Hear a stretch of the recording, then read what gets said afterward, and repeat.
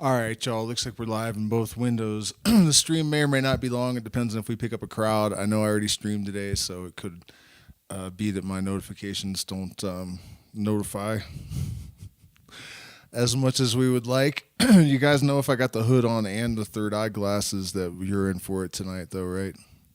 Um, anyways, so yeah, we are still in money raising mode, and I am going to sit here and stream tonight for your edification and amusement as long as I can handle it. My jaw's got some strings in it, and the gums are all sewed up and stuff, so it's a little bit awkward to talk, but I think we're good. I was gonna play music tonight, but I don't think I have energy for that. I'm still a little bit shell shocked from getting my face yanked off and sewed up yesterday. So, reading Kenneth Grant, personal thoughts. My personal thoughts are that I should read Kenneth Grant. I've been meaning to get around to that for years. Danny Carey from Tool actually says that Kenneth Grant he reads that rather than Crowley, and he considers it like an evolutionary step ahead of him. Something that I actually discovered, I think, yeah, swag. Just a couple nights ago, I read this when I was a teenager, but I'd forgotten about it. Transcendental Magic by Eliphas Levi is available as a. Should we watch that actually together, and I can do commentary on it? Maybe.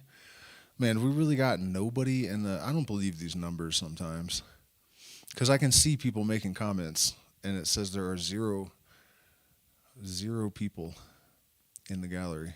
I don't buy it. How are they? Oh, it says no data too. I wonder if that's true. Well, whatever, guys. We're not going to worry about it, I guess. That's weird, though. Why does it say no data?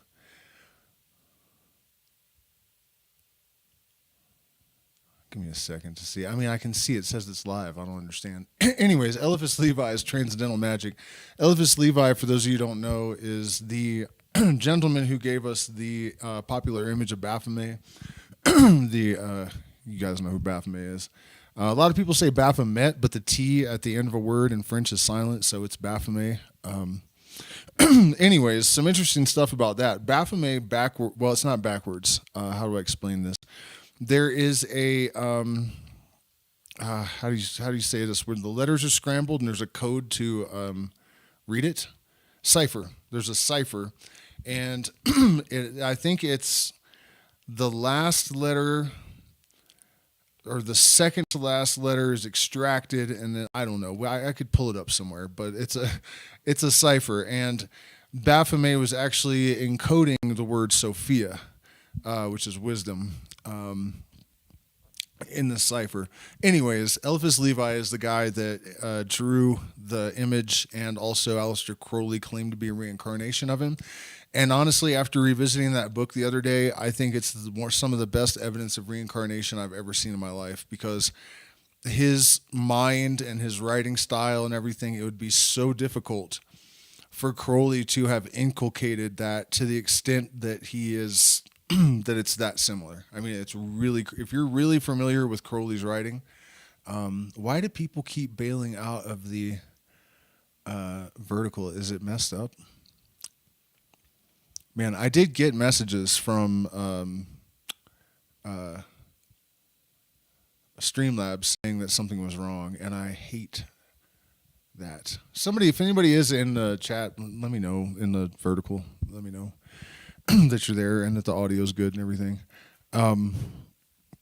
But besides that, it is like the best explanation of initiation, what it's like to be an initiate, the most in-depth explanation of Hermes. Honestly, if I had known about this, if I had remembered, I couldn't have remembered. I don't think I had the capacity to understand it when I read it when I was 15. You know, but I was just going to say that instead of doing the Corpus Hermeticum, I probably would have just done this section on Hermes, because it's just immaculate. The guy is absolutely mind-blowing. So if you're asking me about Kenneth Grant, I would suggest the Eliphas Levi book. Not only that, but it is available. I don't know if I said this already. Militarized astrology. I have no idea what that is. Yeah, I know you guys are here in the horizontal. It was the vertical that I was concerned about. But anyways, it's a 10-hour book.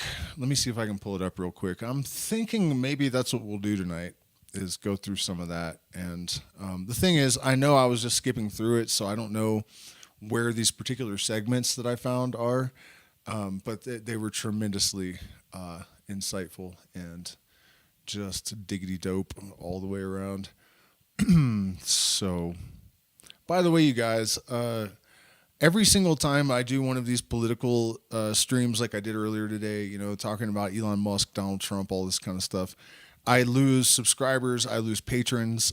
So whenever you see those, to consider supporting the channel, because I feel like I'm making a sacrifice in order to, say something that needs to be said. And in the case of this whole situation in the United States, people are always asking me, like, what can we do, though? And I tell you guys all the time, that's what my whole channel is about. I mean, what I think we can do.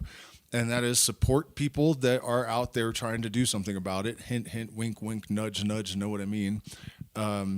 Do shit yourself, but self-improvement is really the main thing, elevating our consciousness, expanding our mind, and setting an example with our works. Your success, your proof is your success. Your proof is your success. Your proof is your success.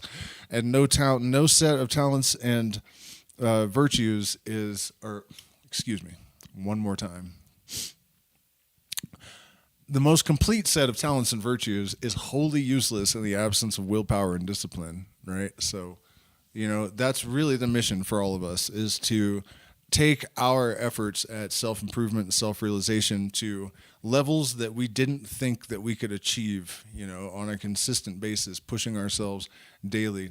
I'm almost 46 years old, and I have embarked on a quest to understand equations by, not conceptually, but literally, like to be able to read, formulas and understand what I'm looking at least to a fairly reasonable extent. Although I did get kind of bitch slapped a little bit the other day in regards to that. And this is another good example. You can't let it stop you. It was quite a wake up call. But I saw a video that was like geometry is entropy. And I thought, that's interesting, because order arises from chaos. We know this, but that's not what entropy tells us. And, if you look into it, you'll find that entropy sometimes generates complex symmetrical, order. But it's like an exception to the rule. Everything contains this contradiction. It's going to happen somewhere. But this was another perspective on it. And I clicked on the video, and it was a half an hour of just solid equations. And I was really like, holy shit, look, maybe I've bitten off more than I can chew with this whole trying to become advanced at, mathematics at 45. But fuck that. You know what I mean? I'm still going to push myself to do it because I need to understand these things, And I think also it's critical for people that have this sort of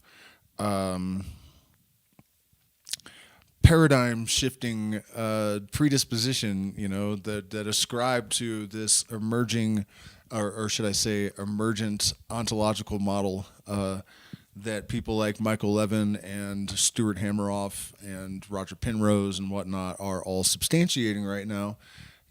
As many of us as possible need to be the opposite of a muddle-headed mystic, We need to not be the flaky new age housewife with 50 cats that believes, that she's talking to aliens and yet hasn't produced one scrap of anything that isn't already in all the books that are behind her on her bookshelf while she's talking on TikTok. Like, we need to not be those people. And fortunately, really, your attitude towards work is the major impediment. The only thing in your way is you, And what I realized is that if I look at this stuff like, trying to understand the mathematical description of a fractal instead of just looking at a fractal, there's no difference. The engagement with the mathematics is just as interesting and exhilarating as looking at a fractal, and a real one, a living fractal. and if you can make that shift in perspective, then all of the stuff that we kind of view as tedious,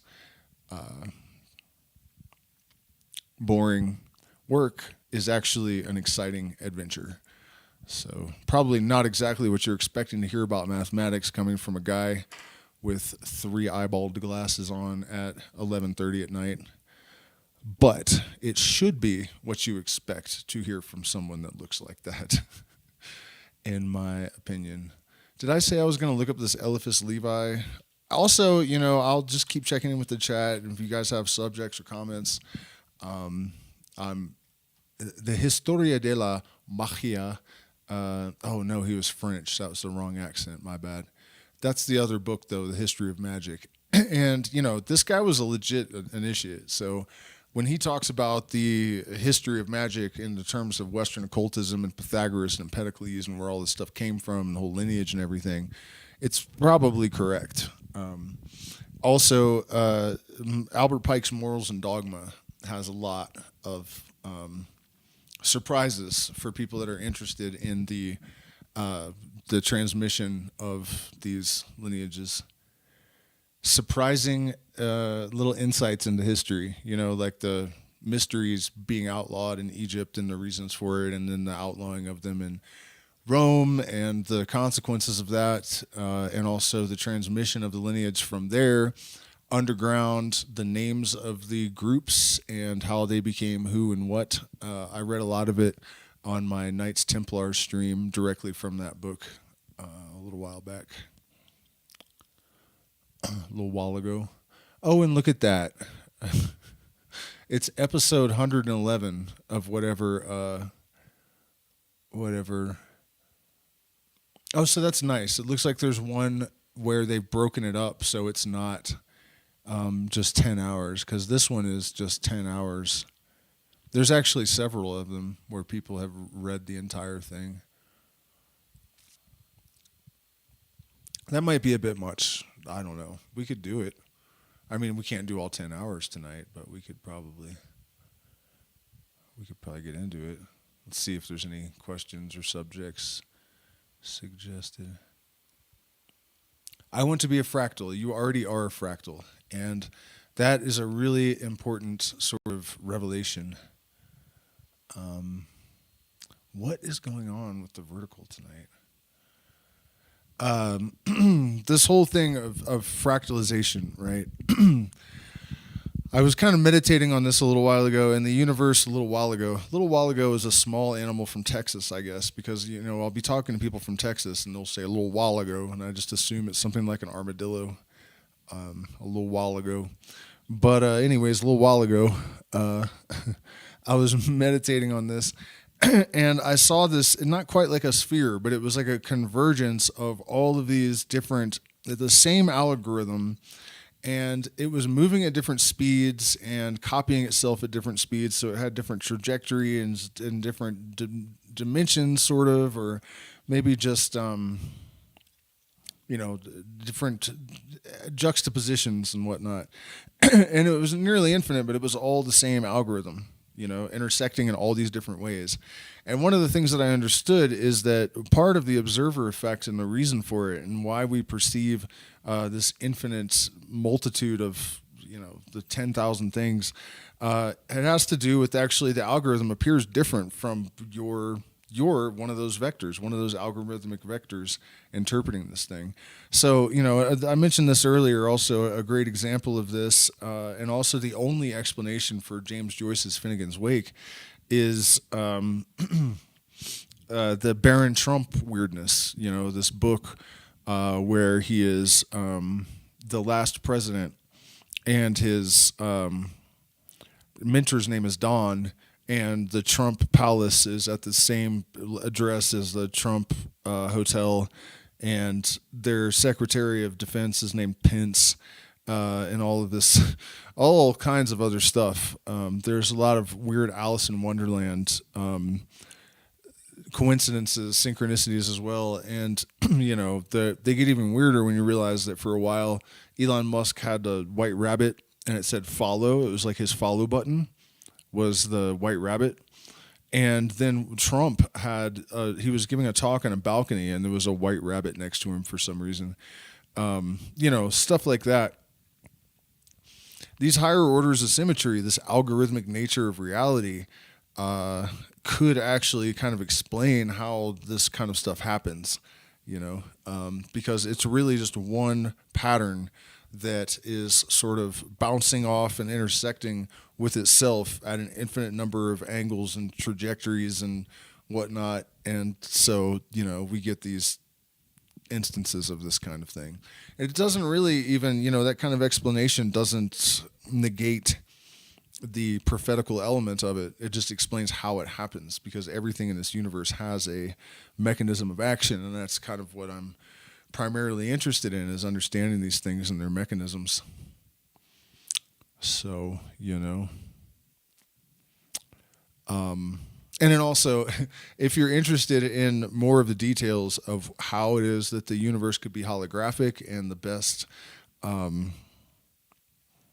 scientific evidence for that is probably black holes and what happens with energy at their event horizons.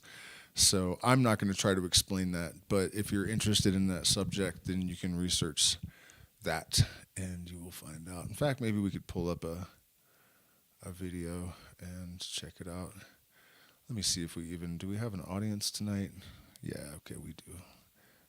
Planetary mantra and their relation to planetary intelligence. I don't know a tremendous amount about that, but I can say something of value, I think. The universal mind expresses all sorts of allegories and secrets in plain sight, right? And so the sixth planet, Saturn, has a hexagram on it. And Saturn is associated with Satan, and the six-pointed star can fit in that hexagram pretty well. And it's also kind of regarded as Chronos, time. But what does time do? It ravages and destroys, annihilates everything. And so the sixth planet from the sun has a hexagram-shaped storm on the top. People write this off as like a coincidence, but it's not. It's evidence of the underlying structure of the universe. It's evidence of a universal mind. It's evidence of some sort of teleology in nature. And it's also something that we have called the book of the allegories of nature in, the Western mysteries since at least Hermes.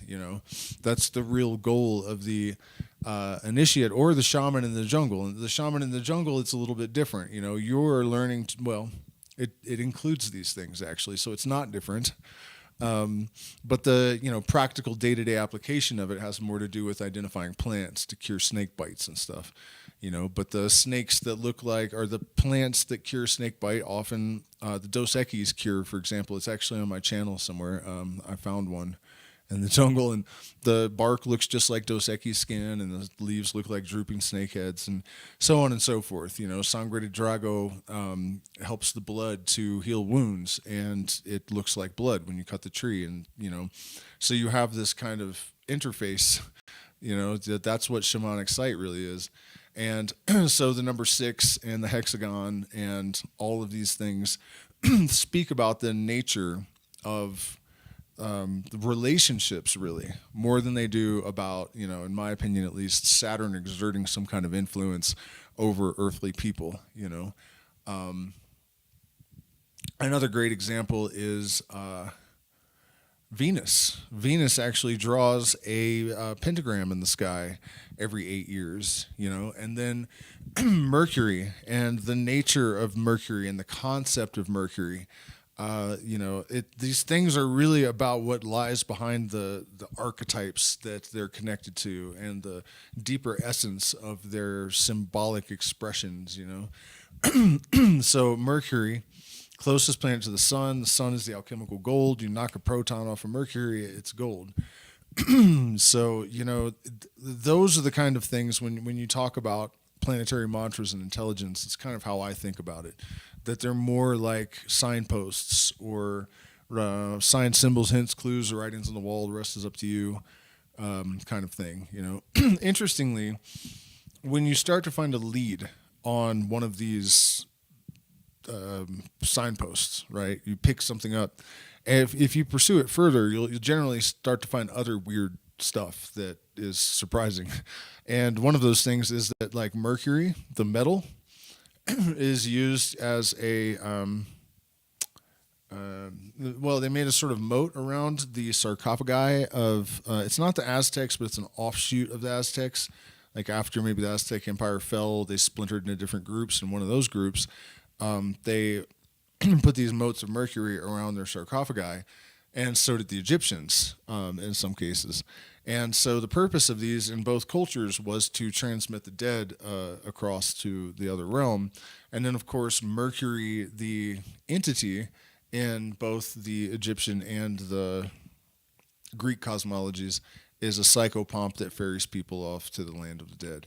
And so you have this weird connection, because Mercury, the metal, was not called Mercury in the Nahuatl, in the Aztec language, or the Egyptian language, or, you know, and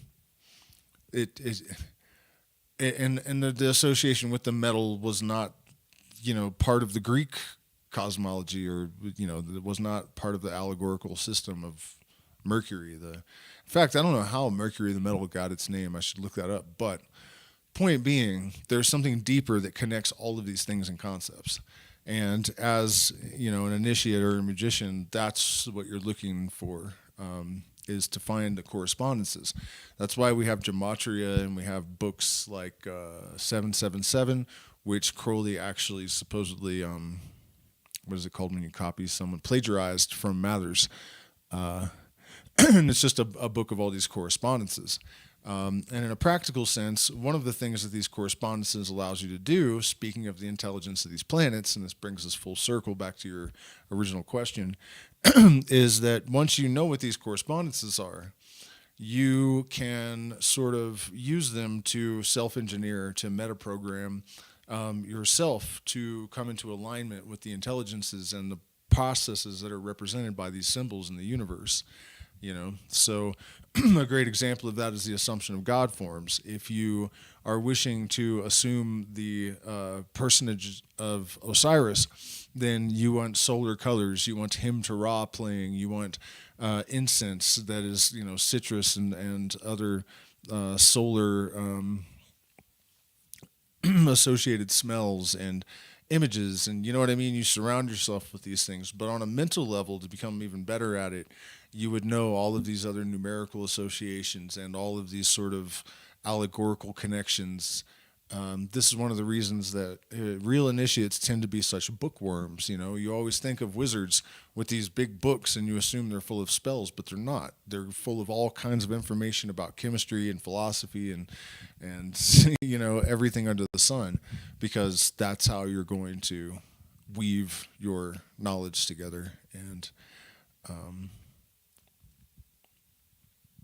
make investitures of this kind of vision.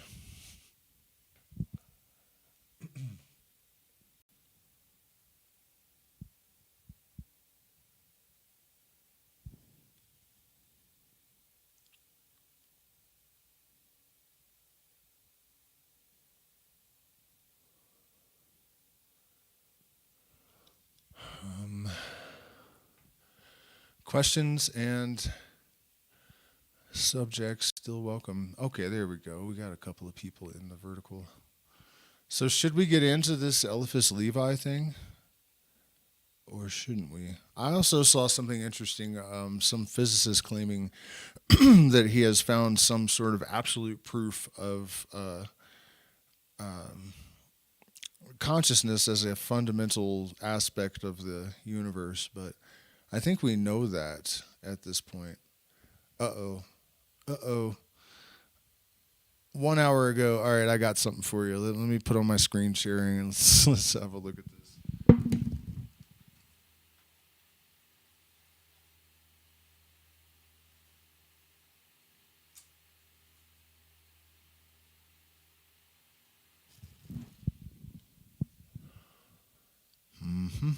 Yeah, all right. So I got to put on my screen. Got to get myself out of the way to...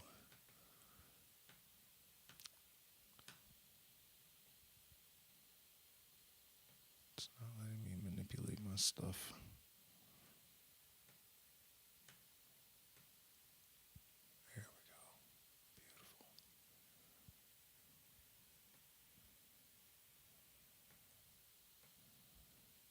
get smaller though. Get up out of here. And then let's see if I can do it for the.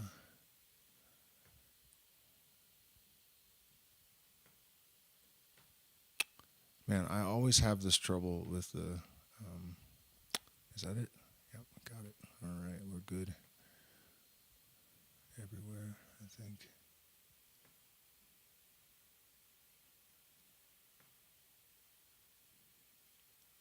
Oh man, the screen sharing thing is so small for the vertical. Sorry about that, you guys. I just can't really do anything about that. It's just how it is. How it gotta be.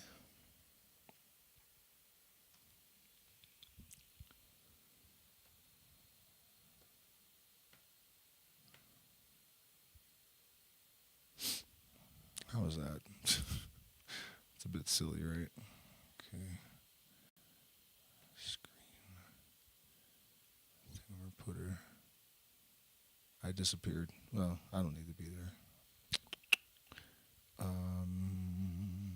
All right. So what I found just now is Michael Levin talking about immortality, and I guess it only dropped an hour ago.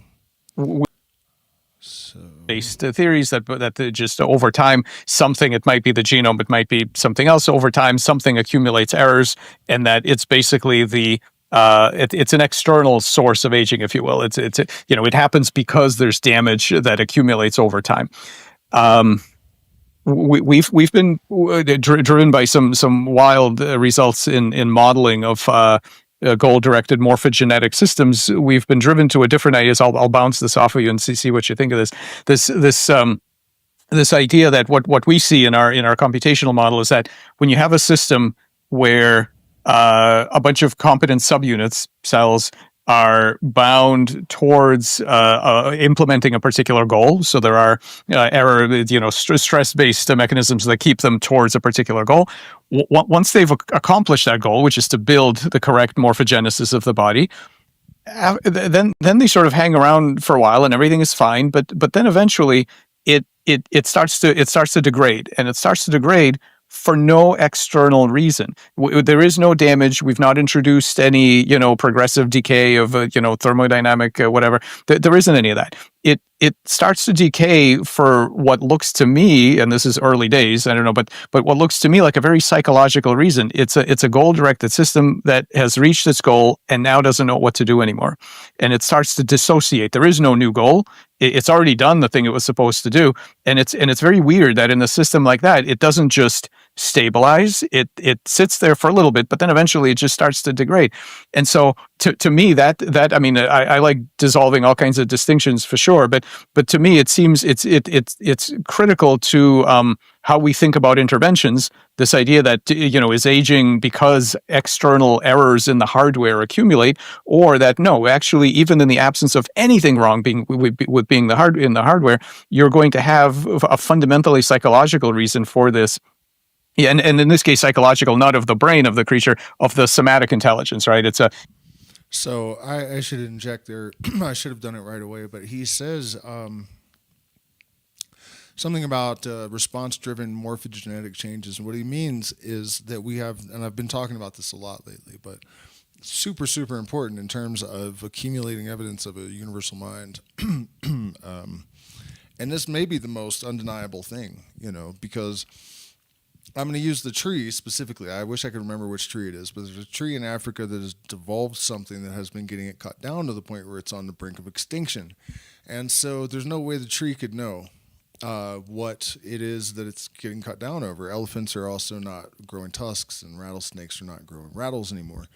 So, the fact that this organism cannot possibly know what it is that's getting it in trouble suggests that there is some sort of what did he just call it? Like he had a good word for it. Let's see if I can just this. Yeah, and in this case, psychological, not of the brain of the creature, of the somatic intelligence, right? It's a somatic intelligence. There you go. That's a good one. So, anyways, so that's kind of what he's talking about. That that we've noticed that, and he just kind of glossed right over it. But I mean, it's an incredibly huge thing, and of course, biologists are falling all over themselves trying to figure out how to explain it without invoking, God or a universal mind or something. But it basically, choked out neo-Darwinism like on the spot, like dead on the mat. And if you put that together with all the other stuff that's been emerging all over science for the last year or so, you can understand why there's some terrified overlords. Another thing I wanted to mention is that this idea of immortality sounds real good until you think it through. For one thing, I don't know that we need to subvert processes like that. Even like, let's say that vaccination is in the best interest of all of humanity. Let's play devil's advocate and just say that, right? Keeping a bunch of people that nature would normally kill in the gene pool is not a good idea. And it blew my mind how much hate I got for saying that during the thingamaputter, in 2020, because it's just obviously true, And then if you go to a Walmart or place where people that are very within the matrix frequent, you see that you got people that can't walk a lot. They're rolling around and they're 700 pounds and they have to drive a thing around just to go grocery shopping, and and they're on tremendous amounts of pharmaceuticals. And my opinion is that pretty much every opinion in the matrix is generated. It's all a product of social engineering.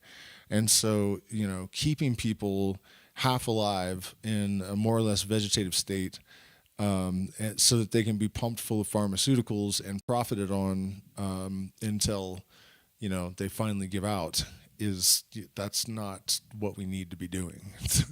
And if we're all one eternal consciousness anyways, what is the point in that? What is the point in prolonging suffering? What is the point? I've never even understood why people cling to life so much. Like, I want to be 100 years old. Why? I mean, maybe it helps that I think that I'm part of a consciousness that will never die. So I'm like, I'm past my prime. If I didn't have a kid right now, I'd be fine with checking out. You know what I mean? Give me a new meat suit. Let me take another shot, see if I can maybe do a little bit better this time, stay more focused. You know what I mean? I don't get it at all. I really don't. Unless, I guess, you think this is your one life. Point being, the whole immortality thing, it's coming, whether we like it or not, whether it's a good idea or not. And, I think that really helps us to understand a lot of the other stuff we're seeing in the world right now. If we get ourselves in the middle of another world war, if there's another pandemic, if, this kind of thing is the reason why. So as much as I like Michael Levin and the work that he's doing, I don't know what he's thinking about that, and I haven't seen anyone ask him, which is bothersome. It's a kind of existential boredom of the somatic intelligence, if you will, and so that led me to some weird thoughts, and I wonder what you think about this. If you can imagine a sort of and I don't know if I can't recall if we've already talked about this, but a sort of Judeo-Christian notion of heaven, right? You sort of show up, everything is great, and it's going to be great, for an infinite amount of time. Now the question is, right? You've got a snake, you've got your pet dog, and you. My intuition tells me the snake is going to be completely fine ad infinitum, maybe. The dog, probably, if the conditions are very good, every day is like every other day. I'm not sure if the dog's going to have any problems right? And so in this environment, we've done away with brain degeneration. We've done away with aging of the physical. There's no physical aging. Now, what happens to the human, right? I don't know. We could keep ourselves busy for the first 10,000 years. But what happens a billion years in? Do you think it's possible to stay sane for extremely long periods of time with no organic damage, just by virtue of I don't know, some sort of psychological need for further change? What do you think about that? Is that? I'll answer, Mr. Levin, Mr. Dr. Levin. Let me check in with the chat and make sure that my audio is working and everything, because sometimes I put stuff on and people are like, "Oh, there's no volume." Single-celled organ. Okay, it looks like we have audio. So What I was going to say is, yes, I do think that we can stay sane, and here's why. If you achieve any degree of illumination, the first thing that occurs to you is that our job is to experience and learn. That's it. There's no other point to this. We are the rovers. We are the sensory organs of the universe, and everything is, but at different levels. And the whole point of it is for everything to experience, for the universe to experience everything it can from every possible point of view. And that includes from the point of view of a rock, a microbe, a fucking, what are those things that are like DNA, bacteria, mitochondria, whatever, And so a little while back, I was looking at the Dirac equation and like, what is the probability that there are alien races that have had technology for 10,000 years or more? And so I had AI do the computation, and on the low end, it's 150 or 300 million. This is in the entire universe, I think. Not in the galaxy, but no. 300 billion on the low end and 300 trillion, 150 billion on the low end, sorry, and 300 trillion on the high end. And so if you reason in that we have achieved teleportation of information, which is just the step away from teleporting people or objects, and no, it wouldn't kill you, by the way, because entanglement, it works on entanglement, so it's instant. There's no disruption of anything. You would be, instantaneously, literally instantaneously, using entanglement quantum processes. So no risk of death as long as you're reconfigured correctly. And then, so we've had computer technology for 75 years, 150 years at the most, depending on how you define a computer, I guess. And then also, immortality is on the table. He's talking about 10 years at the most. And this isn't the only person working on this, and we don't know what's going on behind closed doors. So factor in all that, 75 years, 150 years, 10,000 years, 300 trillion tops, let's cut it in half and call it 150 trillion. There's some immortal teleporting beings, lots of them. We're not talking about individuals when I say 150 trillion. We're talking about civilizations, right? So entire planets full of, and who knows how big some of those planets might be, 10 times the size of Earth, 100 times the size of Earth, half the size of Earth, some of them. It's, pretty crazy. So my point is, that with all of this, if you know that your job is just to go around the universe learning and seeing stuff, how the hell are you going to get bored? If I woke up every day feeling like I was 30 years old, 25 even, whatever, max possible health, and you have limitless options and you're made of light basically, and you know it, and you can go anywhere and do anything forever. What do you mean? How are you going to stay sane? What is he talking about? That's my point of view. Is that anything? Yeah, it's fascinating. I personally think that you couldn't, and you wouldn't want to. So from a purely mathematical perspective, what you're talking about is oscillator death. So attaining your steady state, your goal, and staying there, this is exactly equilibrium physics death. And you become a closed system, and you lose that which is characteristic of biological self-organization. You could actually say any kind of interesting non-equilibrium or out of equilibrium or far from equilibrium dynamics.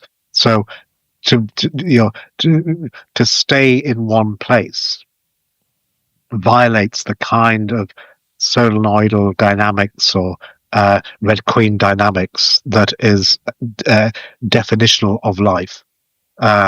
So I don't think you can elude death. Death is just part of a life cycle. This is part of this solenoidal dynamics. It's part of this itinerant attractor manifold.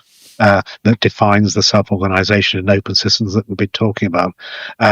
So I would actually contend that all the snake and the dog and you and I would would not survive terribly long, even in heaven, in the same form. And if we did, we would technically be, we would no longer be sort of, well, of course, we wouldn't be living because we would be dead, but we certainly wouldn't have the dynamical itinerancy, and the normal laws of physics would not apply, nor would the way that certainly I understand self-organization as a constructive way of existing and living in a world to which you are open. So as soon as you're open as a system, and you have a steady state. In other words, you have characteristic states that define you as you and me as me. You necessarily have to have these solenoidal dynamics, which means that your attracting set is of the kind you have to keep moving, much like a shark or much like red queen dynamics. Clearly, because it's an attracting set, you will revisit characteristic states of the neighborhood periodically. And by you, I now mean that, it could be a species or have a life cycle, or it could be, the dendritic component of a cell. It could be a gamma oscillation, electrochemical oscillation. But at every level, you've always got to keep moving. Settle down, homeboy. I don't know who that guy is, but I'm going to find out because he's a straight gangster. But what he's talking about in human language almost is, like I was thinking about this the problem that I've had with my jaw. Basically, my jawbone was too narrow, and so my teeth were all crunched together. And my mom was of a disposition that she would, upgrade her house before she would get her kids braces. You know what I mean? So I think I went to a dentist once in my life. And so the problem that it causes is, among other things, it's periodontal. And what basically a long, chain of personal stuff that I probably have already said too much about. But the point is that form and function have a symmetry, right? So they tell you not to judge a book by its cover because it's not polite, but it's not true. It's true in a very, very basic way. Like, someone's not necessarily a convict because they have tattoos. Generalizations about black people, women, white males, whatever, they don't obviously apply uniformly to all of these things. But at the same time, form and function have symmetry. Right? You look at the male genitalia relative to the behavior and the the general definition of masculinity, and there is a symmetry between the form and the function. So who I am is expressed in my physical form. And so this narrow jaw may have had, you can interpret that in allegorical ways that are probably true. I did some thinking about it today, and I don't really feel like talking about it, but you know what I mean? Like I could understand how this allegory makes sense. So assuming reincarnation is true, or even the quantum loop theory of the universe, where the universe collapses and then it regenerates, but a little bit different, tiny bit, but, somewhat. And so you accrue experience and knowledge, and you change based on your environment. And so one of the reasons for death is not only, as he was saying, to reset, because we would go insane just living forever, according to him. I don't know if I agree. But that's part of it, that our physical form is no longer exactly consistent with the being that we become as we accrue this information that changes the semantic intelligence of our system, right? So basically you outgrow your moral coil eventually, and it will not really serve your function. Also, there's other things that he was alluding to, like the evolutionary process. You cannot just step out of these processes. It's not intended to be that way. They cannot be circumvented. And one of the problems that he's making is he's thinking from a philosophical point of view, these things shouldn't be possible. And he's saying, I don't think you can do it. You can't avoid death.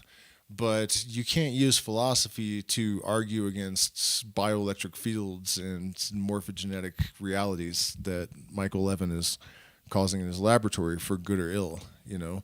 So he's older, and he's kind of looking at this and going like, no, this can't be real. But I think that's partly just because he's older and he's not able to process what's happening, you know. And I don't blame him to an extent. But anyways, that's what he is correct fundamentally in theory. I don't know if he's correct in practice, however. Let me check in with the chat again.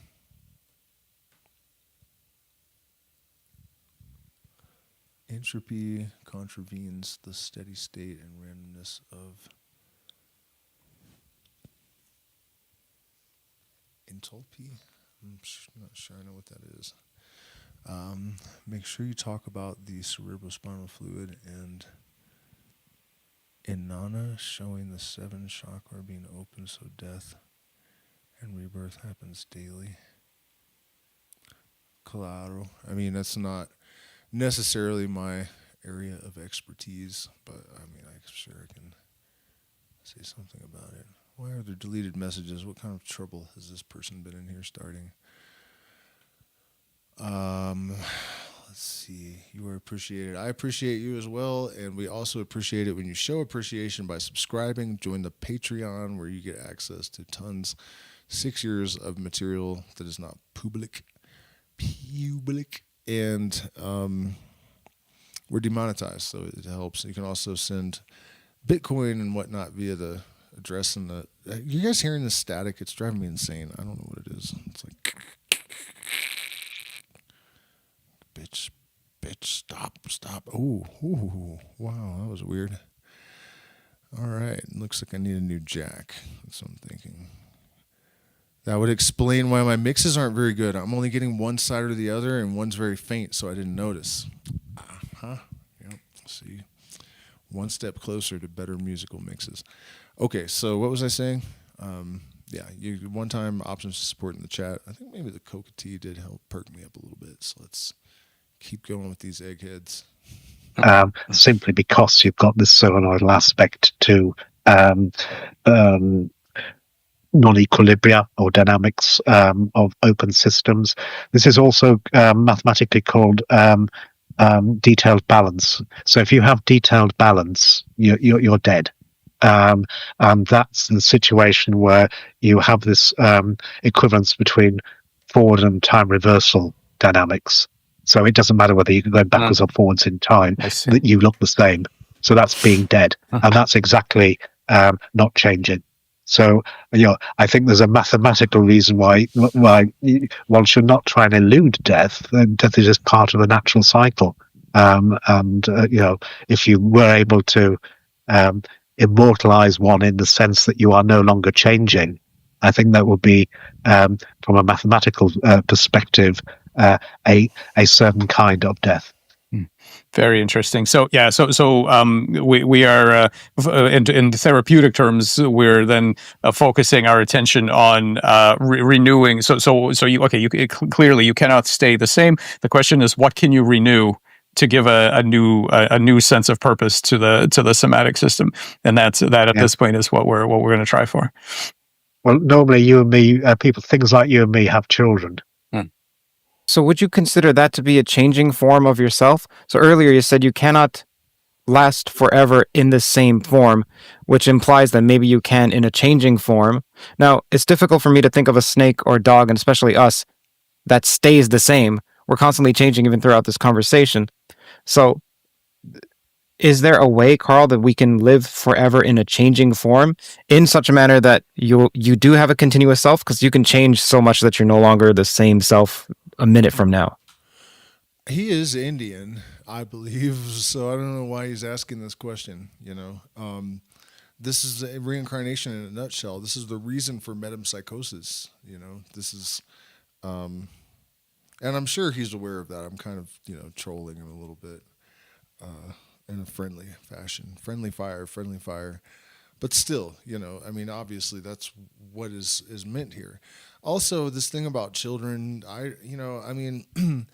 becoming a father changed me in some ways. Like, I didn't party as much afterwards, but aside from that, not. I mean, it was not like there was like me before child and me after. I essentially am the same.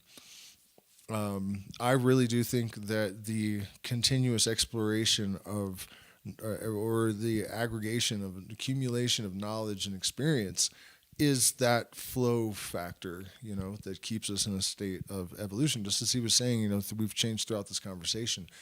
I don't see why the interaction with the universe is not enough. Yeah, well, I was just thinking that, or thinking about that when Mike was talking about this sort of selfhood that makes sense of the deep past and the deep future. Um, you know, part of my self-modeling, and I identify as a human. And of course, if I identify as a human, then my selfhood could actually be transgenerational. And on that view, at that particular scale, yes, you can live forever if your conspecifics procreate in the right kind of way. So from a purely sort of maths perspective, this is the cycle of reproduction, say for sexual reproduction creatures, is just another expression of one of these solenoidal dynamics in open systems. And it's a particularly long one, but it's a necessary feature of any pullback attractor or attracting manifold that defines the self-information that we were talking about before. So into that self-information is just a probability you're close to or on that manifold that contains these itinerant trajectories at every scale. And of course, that also means that there's always a scale higher.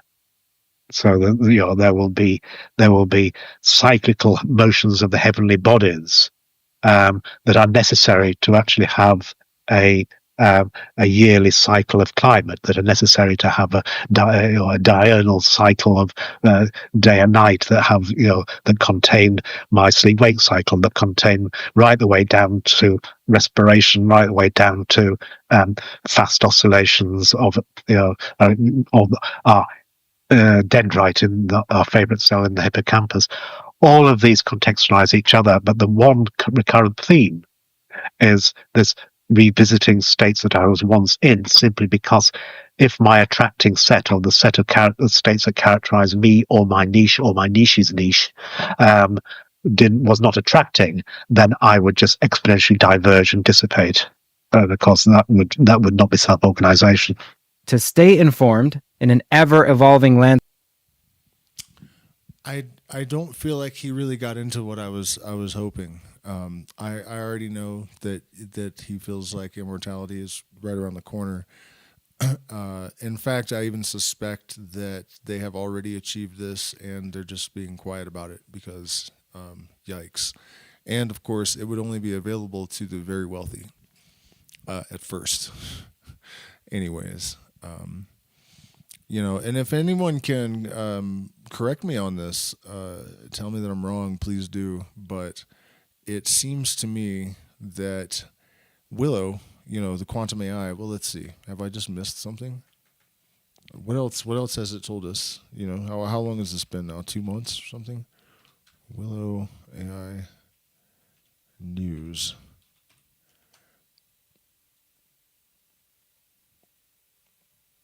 Two months ago, 4 hours ago. But it doesn't look like it has anything about Willow, just Gemini, DeepSeek. Nope. Oh, they shut it down? Is that what they're saying?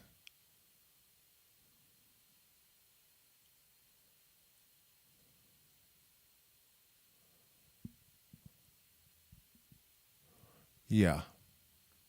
So it looks like I'm correct that we're told about this quantum chip, and then that it contacted parallel universes, and then they just went quiet about it.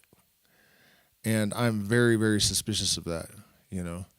I feel like if the common person was given access to that level of information, it would upset the order of society to the point where, there would be no need for overlords at all. all of the questions of government. I mean, think about the obsolescence of government all of a sudden. You know, if you have access to this unbiased superintelligence that can analyze every trend and all of the influencing, you know, elements, every relevant constituent, the answers are not even that difficult. You know, most of the reason humanity is lost is because of deliberate, intentional social engineering, misdirection, wedge issue manufacturing, and implementation. You know what I mean? They're toast. They're done. Their game is over. There's no need for them. And that's one of the reasons they're focusing their attention so concisely on the more ignorant, you know.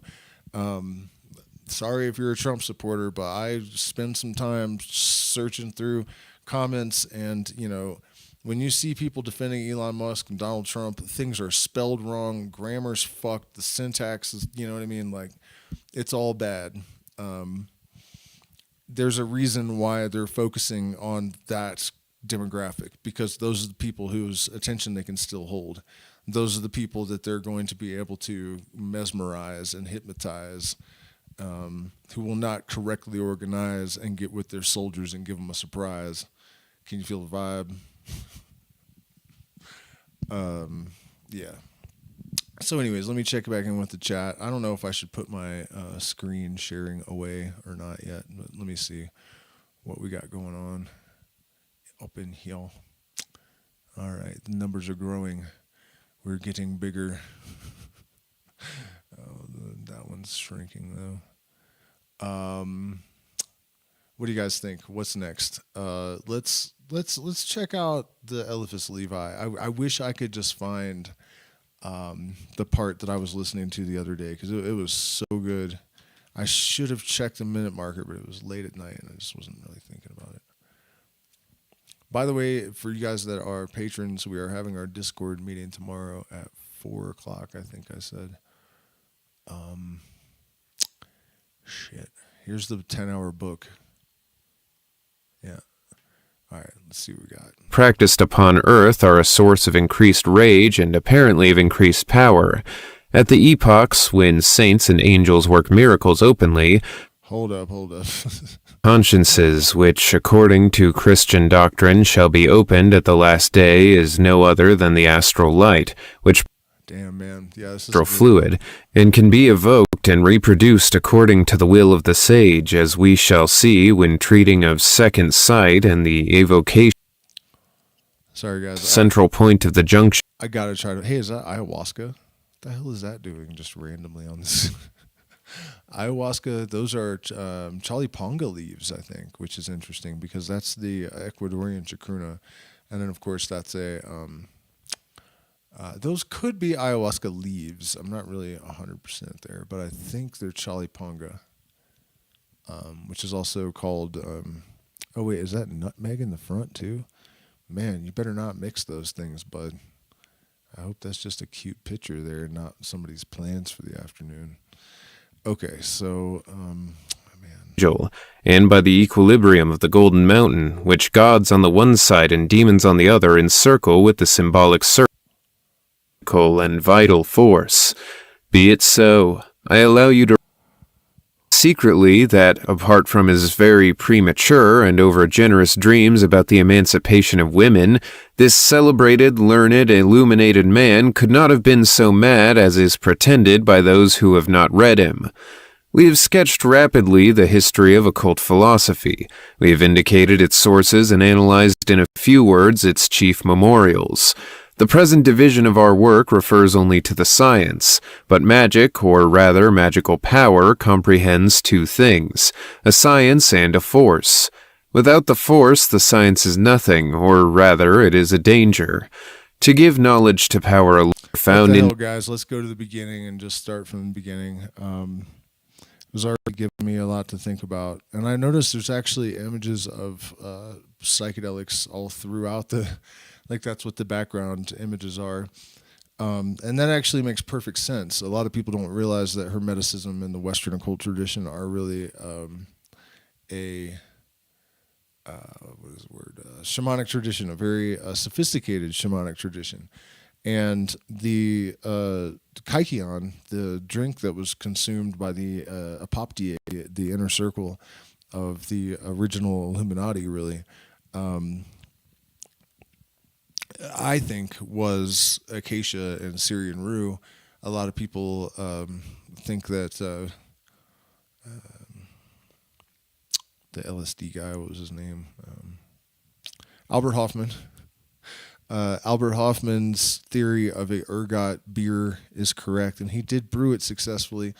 The thing is, experimenting with ergot would have killed a lot of people, and it would have been a horrible death. So I doubt it, really. And these plants grow in all of the places where the mysteries hailed from. So, at any rate, let's see what's up with this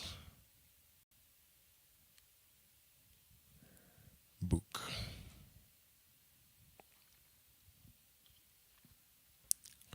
What's going on? Have we been denied?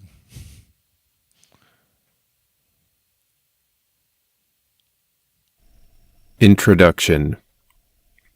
Behind the veil of all the hieratic and mystical allegories of ancient doctrines, behind the darkness and strange ordeals of all initiations, in the ruins of Nineveh or Thebes, on the crumbling stones of old temples, and on the blackened visage of the Assyrian or Egyptian Sphinx, in the monstrous or marvelous paintings which interpret to the faithful of India the inspired pages of the Vedas, in the cryptic emblems of our old books on alchemy, in the ceremonies practiced at reception by all secret societies, there are found indications of a doctrine which is everywhere the same and everywhere carefully concealed.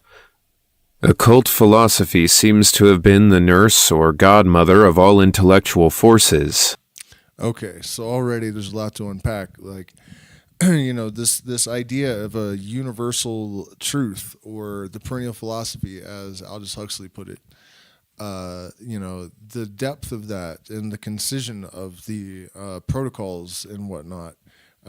Secret, sacred, the etymology, or the phonetic connection is not a coincidence. Neither is magician and musician. You'll be hard pressed to find any shaman that does not use songs to manipulate energy.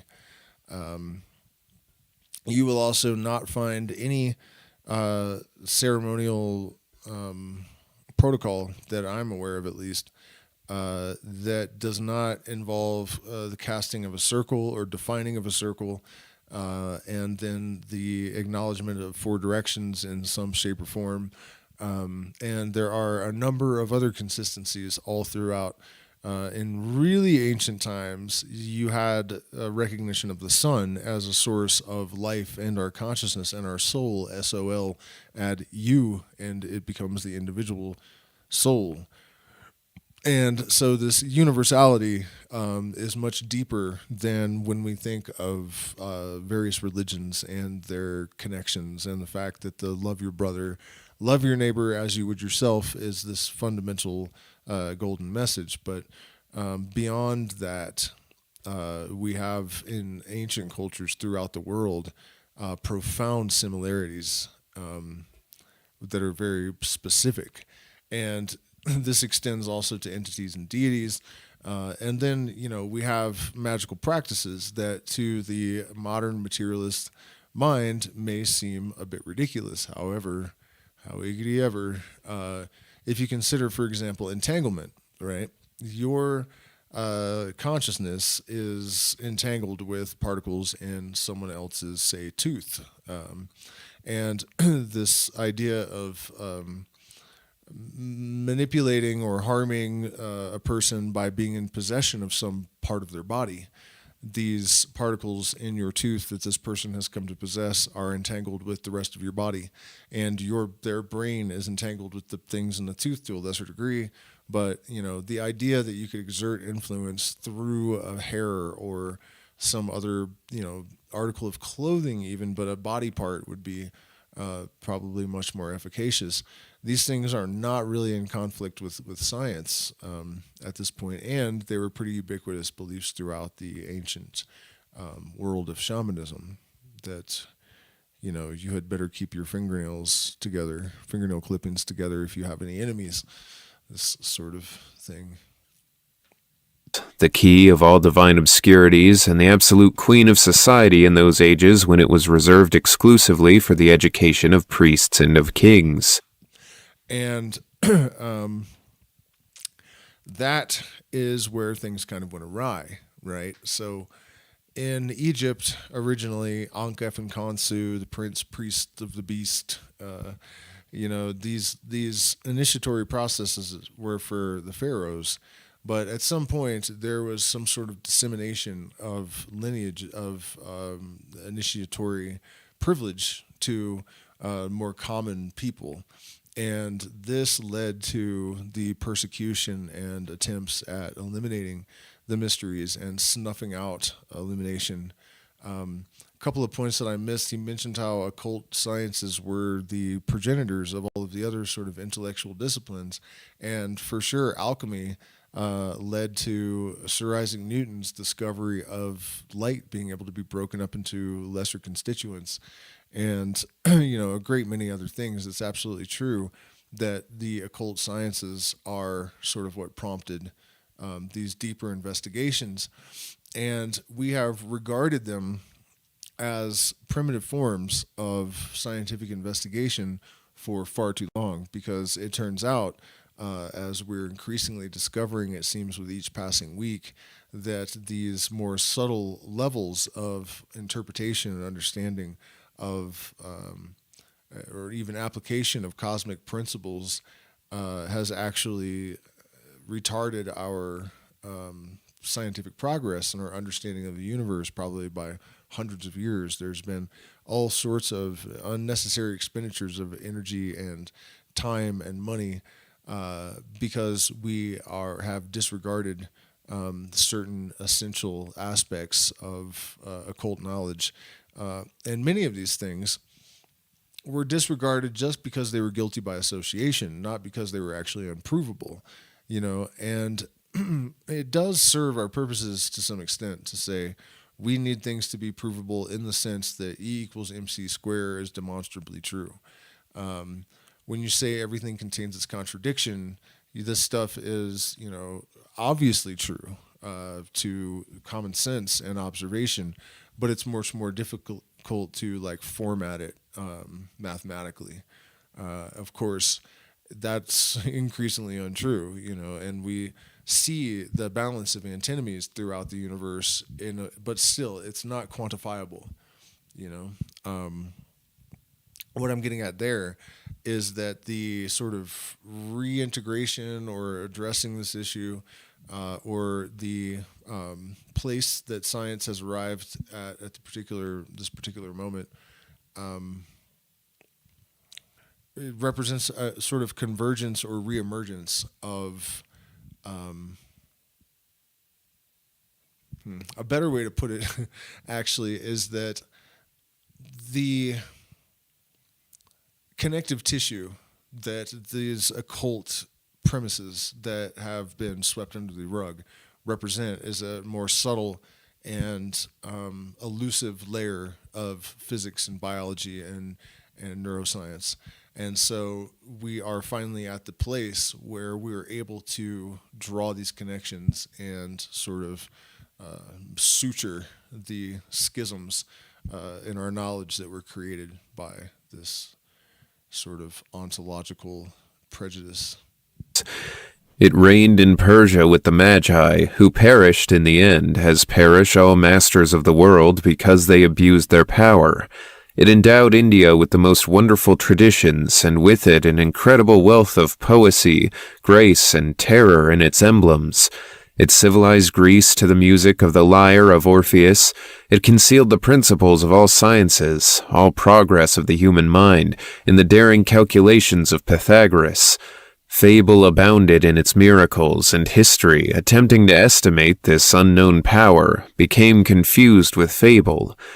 It undermined or consolidated empires by its oracles, caused tyrants to tremble on their thrones, and governed all minds, either by curiosity or by fear. For this science, said the crowd, there is nothing impossible. It commands the elements, knows the language of the stars, and directs the planetary courses. When it speaks, the moon falls blood red from heaven. The dead rise in their graves and mutter ominous words as the night. Hold on, guys. Hold on just a second. We got to look at the publication date of this book because I'm pretty sure it was a pretty long time ago. Eliphas, and it sounds like he's anticipating a lot of things in science that hadn't actually happened yet. Let's see.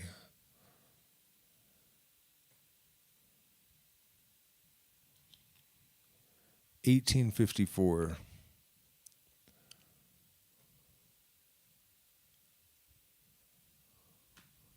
Night wind blows through their skulls. Mistress of love or of hate, occult science can dispense paradise or hell at its pleasure to human hearts. It disposes of all forms and confers beauty or ugliness. With the wand of Circe, it changes men into brutes and animals alternately into men. It disposes even of life and death, can confer wealth on its adepts by the transmutation of metals and immortality by its quintessence or elixir, compounded of gold and light. Oh. Well, there you go. I've been looking for the mathematical substrate where the universal mind, how would you say, wherein these allegories are sort of formalized, I guess. The connection between light and gold is recognized, and it's starting to be studied by science. And the connection between stars and gold is well known, obviously light and gold, and there are connections in our brains to these things, right? The role of light is starting to be understood in consciousness and cognition, and gold as well, the role that it plays in our minds. So that was really interesting to hear him basically speak of the quintessence as golden light. And another interesting thing about that is that you are what you eat, right? So if there is a natural fountain of youth, a source of eternal life, the only thing that we know of in the physical universe that is actually suspected to be eternal is light. And so, you know, and then gold as an allegory or physical manifestation that is sort of a cousin or something. It's really difficult to figure out how to talk. I got to get better about talking about, figuring out how to articulate this stuff. But it doesn't corrode. It has these properties of light, of agelessness, and changelessness. Because light travels at the speed of light, and there's no change or time at the speed of light. So, gosh, this is going to be really good, you guys. I'm probably going to have to do a series on this. I feel a little bit weird though, like using someone else's reading of it. Maybe I should find a PDF and we should just. It's so long though compared to the last with the Hermes thing, but it's probably really worth it because I can do a really good job of updating a lot of the things that are being said. So maybe we'll do the introduction tonight, and then I'll start a series of doing commentary on the Transcendental Magic book by Eliphas Levi. Such was magic from Zoroaster to Manes, from Orpheus to Apollonius of Tyana, when positive Christianity, victorious at length over the brilliant dreams and titanic aspirations of the Alexandrian school, dared to launch its anathemas publicly against this philosophy, and thus forced it to become more occult and mysterious than ever. Moreover, strange and alarming rumors began to circulate concerning initiates or adepts. They were surrounded everywhere by an ominous influence, and they destroyed or distracted those who allowed themselves to be beguiled by their honeyed eloquence or by the sorcery of their learning. The women whom they loved became striges, and their children vanished at nocturnal meetings, while men whispered shudderingly and in secret of blood-stained orgies and abominable banquets. Bones had been found in the crypts of ancient temples, shrieks had been heard in the night, harvests withered and herds sickened when the magician passed by. Diseases which defied medical skill appeared at times in the world, and always, it was said, beneath the envenomed glance of the adepts. At length, a universal cry of execration went up against magic. The mere name became a crime, and the common hatred was formulated in this sentence. Magicians to the flames, as it was shouted some centuries earlier, to the lions with the Christians. Now the multitude never conspires except against real powers. It does not know what is true, but it has the instinct of what is strong. It remained for the 18th century to deride both Christians and magic, while infatuated with the disquisitions of Rousseau and the illusions of Cagliostro. Science, notwithstanding, is at the basis of magic, as at the root of Christianity there is love, and in the gospel symbols we find the Word incarnate adored in his cradle by 3 magi, led thither by a star, the triad and the sign of the microcosm, and receiving their gifts of gold, frankincense, and myrrh, a second mysterious triplicity, under which emblem the highest secrets of the Kabbalah are allegorically contained. Now, real quick, let's diverge from this for a second so I can kind of shed some extra light on this idea of the Trinity, this triplicate pattern. Let's see.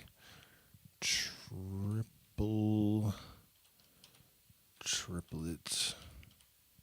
By the way, what he was talking about, the demonization of the Illuminati, basically, throughout history, was to discourage the people from learning, from taking initiation, demonizing Hermes, right? He had horns and he was met at the crossroads and he was a god of music and magic. Sound familiar at all?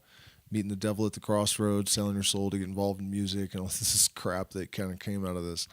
And they actually stole a lot of the secrets through the archons that penetrated the mysteries in Rome and Greece in order to construct the Bible. So it's like they robbed him and then demonized him, which is cute, right? But yeah, that was the blackening of the name of magic and the illuminated and the political motivation for it. This is something that they've been doing for 2,000 years at least, and they created Christianity as an alternative to their alternative to this. So triplet. Well, let's see. Triple resonance pattern. Hammer off.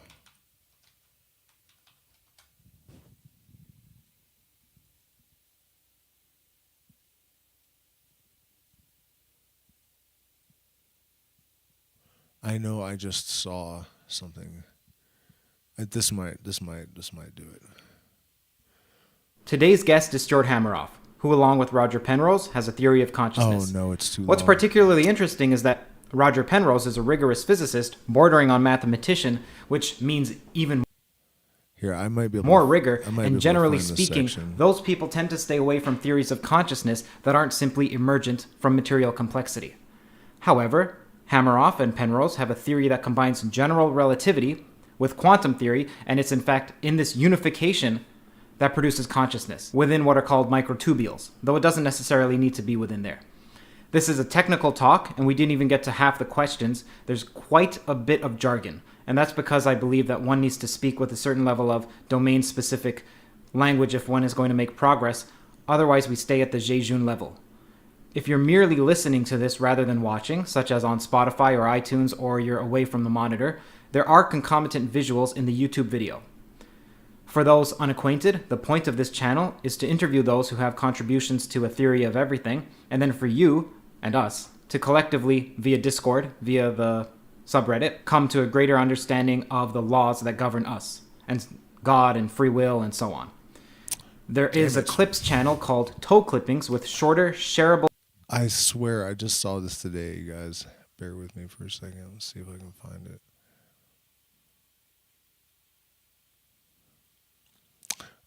Well, fuck it. All right, we'll worry about this some other time. I mean, I just talked about it on the channel a little while back. But basically, one of the reasons I wanted to look for it, somebody asked something about being a fractal earlier. And These are basically triplet resonances that exist at every scale of resonance. So kilohertz, megahertz, hertz, whatever other scales there are.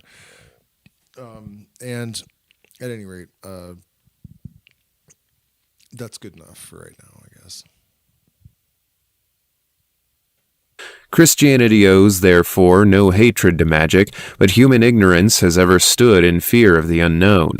Actually, no, it's not good enough, because speaking of the fractal thing and as above, so below, musical structure, right? The chord 1, 3, 5. The four fundamental forces of physics are really three. The fourth is kind of generated by the others. So you have three fundamental forces of physics, four if you include gravity, but that's really like the seventh in a chord. You don't really need it, and it's kind of just, an addendum or something.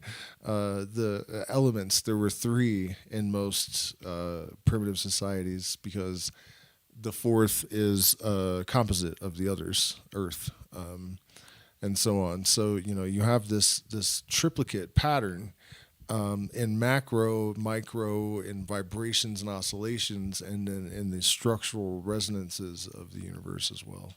The science was driven into hiding to escape the impassioned assaults of blind desire. It clothed itself with new hieroglyphics, falsified its intentions, denied its hopes. Then it was that the jargon of alchemy was created, an impenetrable illusion for the vulgar in their greed of gold, a living language only for the true disciple of Hermes. Extraordinary fact. Among the sacred records of the Christians, there are two texts which the infallible Church makes no claim to understand and has never attempted to expound. These are the prophecy of Ezekiel and the Apocalypse, two Kabbalistic keys reserved assuredly in heaven for the commentaries of Magian kings, books sealed as with 7 seals for faithful believers, yet perfectly plain to an initiated infidel of the occult sciences. There is also another work, but although it is popular in a sense and may be found everywhere, this is of all most occult and unknown, because it is the key of the rest. It is in public evidence without being known to the public. No one suspects its existence, and no one dreams of seeking it where it actually is. This book, which may be older than that of Enoch, has never been translated, but is still preserved unmutilated in primeval characters on detached leaves, like the tablets of the ancients. The fact has eluded notice, though a distinguished scholar has revealed, not indeed its secret, but its antiquity and singular preservation. Another scholar, but of a mind more fantastic than judicious, passed 30 years in the study of this masterpiece, and has merely suspected its plenary importance.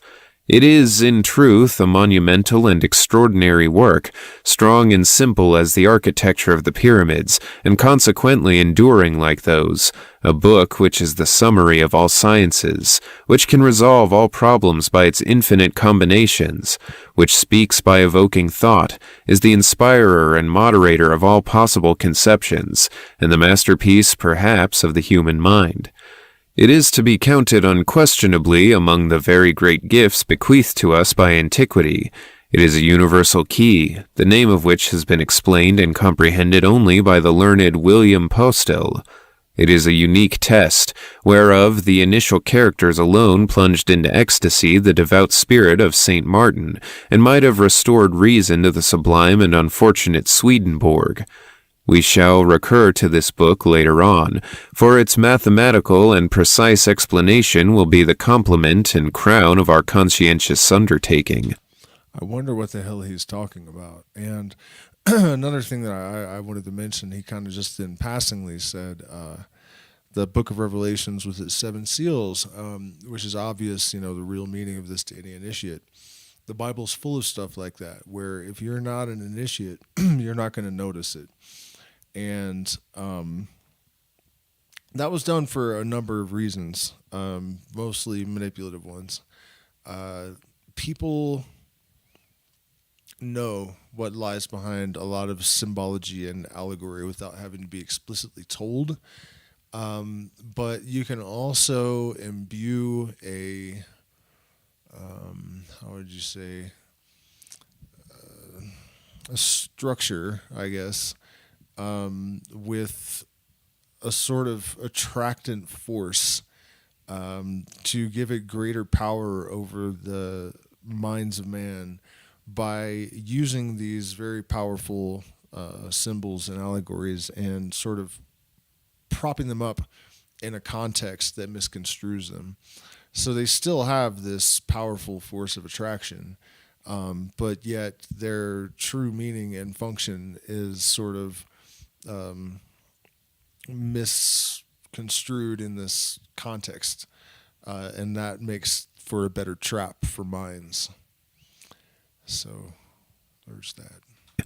The original alliance between Christianity and the science of the Magi, once demonstrated fully, will be a discovery of no second-rate importance, and we do not doubt that the serious study of magic and the Kabbalah will lead earnest minds to a reconciliation of science and dogma, of reason and faith, heretofore regarded as impossible.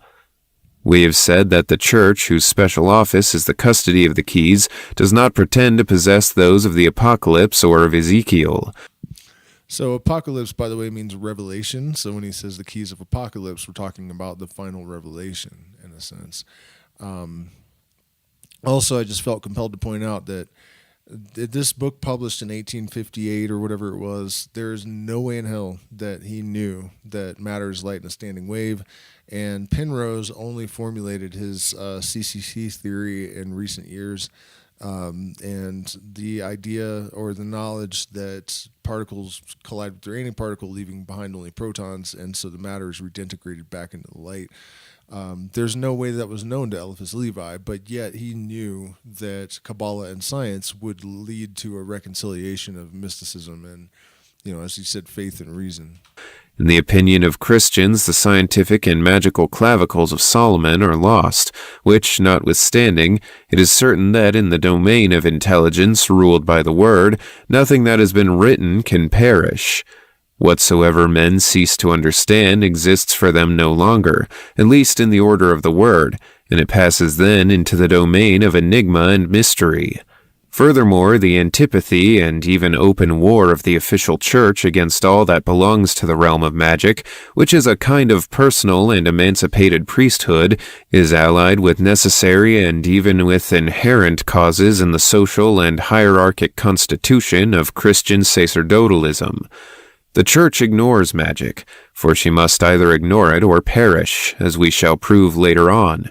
Yet she does not recognize the less that her mysterious founder was saluted in his cradle by 3 magi, that is to say, by the hieratic ambassadors of the 3 parts of the known world and the 3 analogical worlds of occult philosophy. In the school of Alexandria, magic and Christianity almost joined hands under the auspices of Ammonius Saccas and of Plato. The doctrine of Hermes is found almost in its entirety in the writings attributed to Dionysius the Areopagite. Synesius outlined the plan of a treatise on dreams, which was annotated subsequently by Cardon, and composed hymns that might have served for the liturgy of the Church of Swedenborg, could a Church of the Illuminated possess a liturgy. With this period of fiery abstractions and impassioned warfare of words, there must be connected also the philosophic reign of Julian, called the Apostate because in his youth he made unwilling profession of Christianity. Everyone is aware that Julian had the misfortune to be a hero out of season of Plutarch, and that he was, if one may say so, the Don Quixote of Roman chivalry. But what most people do not know is that he was one of the illuminated and an initiate of the First Order. That he believed in the unity of God and in the universal doctrine of the Trinity, that, in a word, he regretted nothing of the old world, but its magnificent symbols and its too gracious images. Julian was not a pagan. He was a Gnostic, allured by the allegories of Greek polytheism, who had the misfortune to find the name of Jesus Christ less sonorous than that of Orpheus. The emperor paid in his person for the academical tastes of the philosopher and rhetorician, and alter affording himself the spectacle and satisfaction of expiring like Epaminondas with the periods of Cato. He had in public opinion by this time fully Christianized, but anathemas for his funeral oration and a scornful epithet for his ultimate memorial. Let us pass over the petty minds and small matters of the Boss Empire and proceed to the Middle Ages. Stay, take this. Yes, let's. Well, let me check in with the chat and see if people are with this. I would be if I was you guys, but who knows?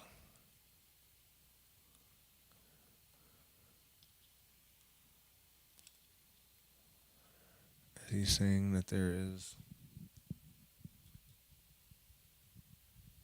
an afterlife? Well, I assume you're talking about way back when we were still looking at Levin.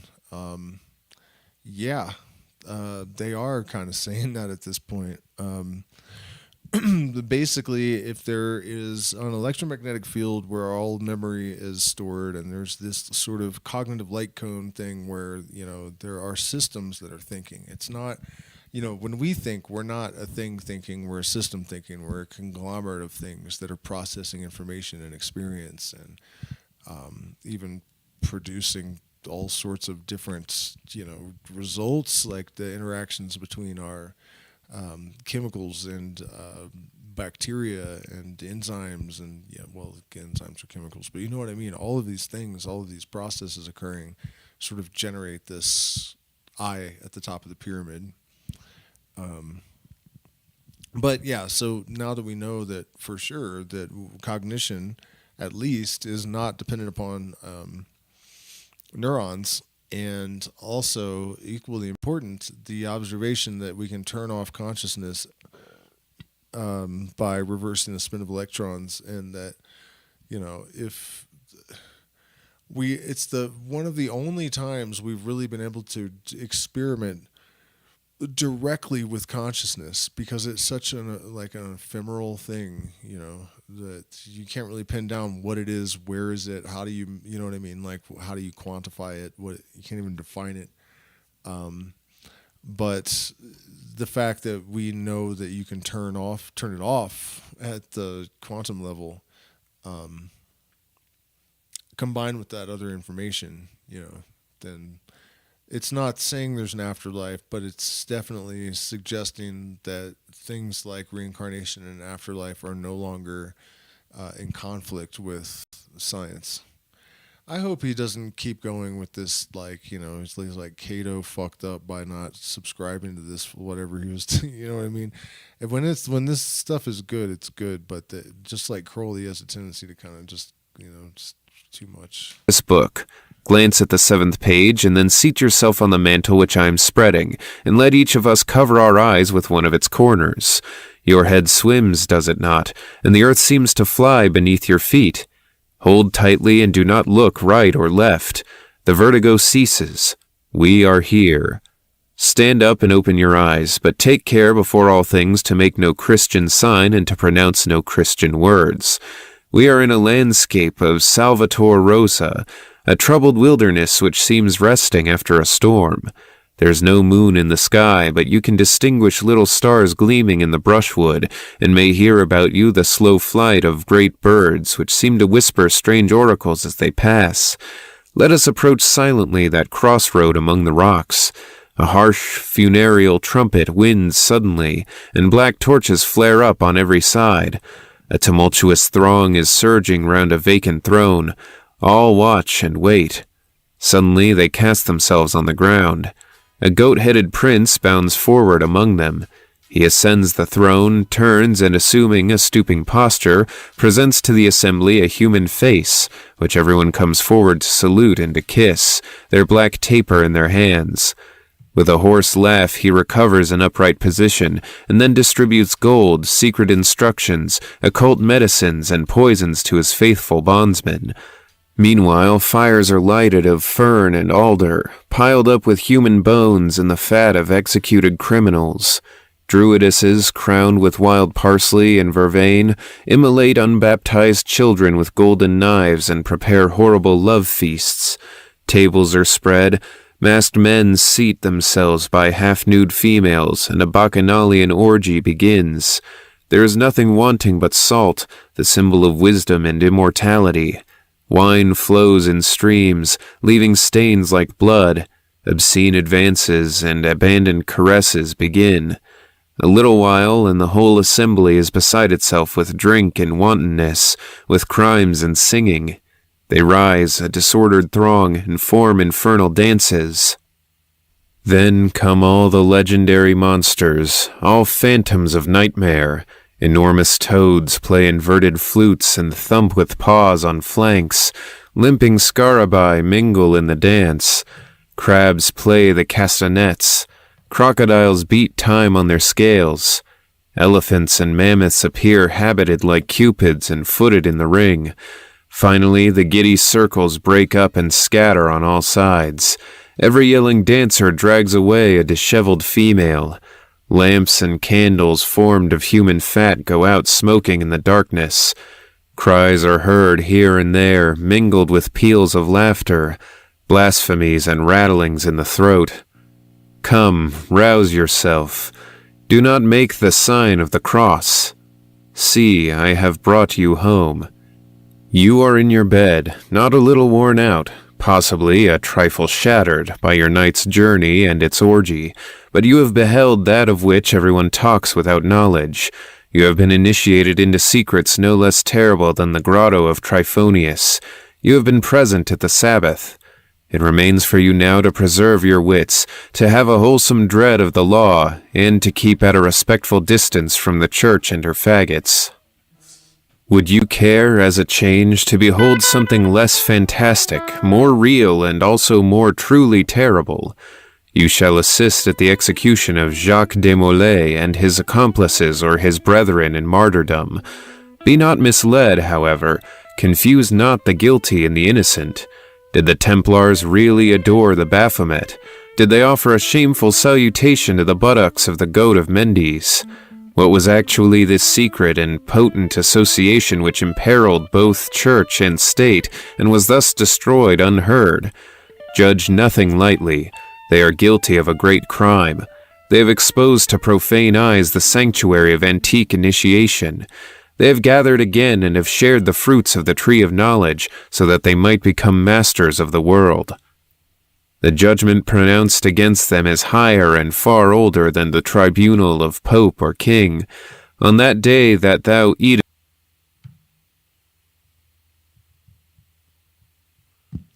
In case you're not following this, man, there's a lot being alluded to here. There was a schism at some point between what we now call the white hats and the black hats, the brothers of the left-hand path, and the oh man, sounds like turning the guitar on caused me some. Let me see if I can fix this. Some glitching. Schism between the two sides of the lodge, or created two sides of the lodge, and it had a lot to do with the seeking of power and domination of the people.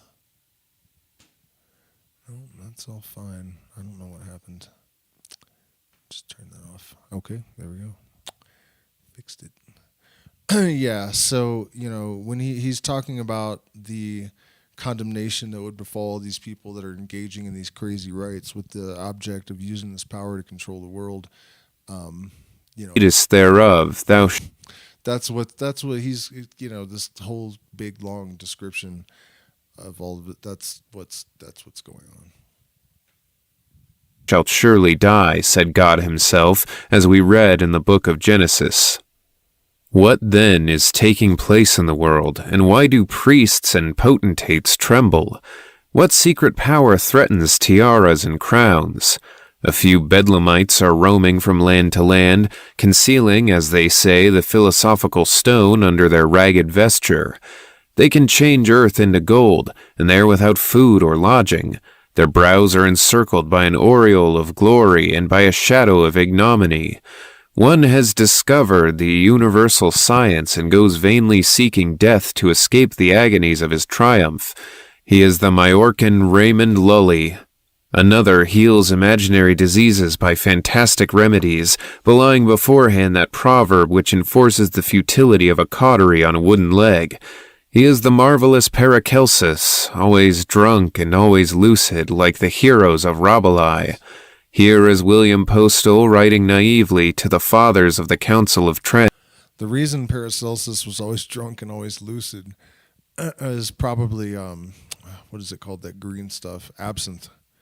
It has a weird characteristic of, at least in my experience, which is very little, but the brand was actually called Lucid that I drank. And I, realized at one point, and my girlfriend at the time noted this as well, that I was really drunk in a way, but also like crystal clear and lucid, and like it was almost scary, because there was a lot of ego leaking through because of the alcohol, but I was also concise and like seemed to have access to more of my mind. It's a really, really strange state of mind to be in, the absinthe, and I can see why it would be associated with magic, because it gives you that access to the subconscious and the sort of infernal lower realms, and intuition and whatnot, while at the same time somehow allowing you to maintain a greater level of conscious awareness and focus than you normally could if you had consumed spirits as such. Proclaiming that he has discovered the absolute doctrine, hidden from the foundation of the world, and is longing to share it with them. The council heeds not the maniac, does not vouchsafe to condemn him, but proceeds to examine the grave questions of efficacious grace and sufficing grace. He whom we behold perishing poor and abandoned is Cornelius Agrippa, less of a magician than any, though the vulgar persist in regarding him as a more potent sorcerer than all, because he was sometimes a cynic and mystifier. What secret do these men bear with them to their tomb? Why are they wondered at without being understood? Why are they condemned unheard? Why are they initiates of those terrific secret sciences of which the church and society are afraid? Why are they acquainted with things of which others know nothing? Why do they conceal what all men burn to know? Why are they invested with a dread and unknown power? The occult sciences, magic. These words will reveal all and give food for further thought. De omni re scribili et quibusdum alice. But what, as a fact, was this magic? What was the power of these men who were at once so proud and so persecuted? If they were really strong, why did they not overcome their enemies? But if they were impotent and foolish, why did people honor them by fearing them? Does magic exist? Is there an occult knowledge which is in truth a power and works wonders comparable to the miracles of authorized religions? To these two palmary questions we make answer by an affirmation and a book. Authorized religions. That's great. And one of the questions that I've posed, actually, I kind of I got a pretty shocked look from a shaman for. He was telling me, my teacher actually, the reason I never say his name, he said I never want you to reveal who I am on the internet because it creates jealousy and there's black magic, and he told me all these stories about people cursing their neighbors' cows and all this stuff, and I was like, okay, so if this black magic from these shamans is so powerful, why didn't it stop the conquistadors and the Catholic Church? And what's that about exactly? I mean, you said your friend's neighbor could wipe out all of his cows, and he's a drunk. He's not even a powerful shaman. He could kill all these cows with his mind. So why couldn't the shamans and priests of the Inca stop the Catholic Church? And it's not the power of Christ. And I'm not really sure what the answer to that is exactly, except that I've never been much of a believer in that kind of magic, and also there is the other possibility that they were protecting themselves by initiates of a much more sophisticated form of shamanism. But it is a fair question, and the one that he just posed. The book shall justify the affirmation, and the affirmation is this: There was and there still is a potent and real magic. All that is said of it in legend is true after a certain manner, yet contrary to the common course of popular exaggeration, it falls below the truth.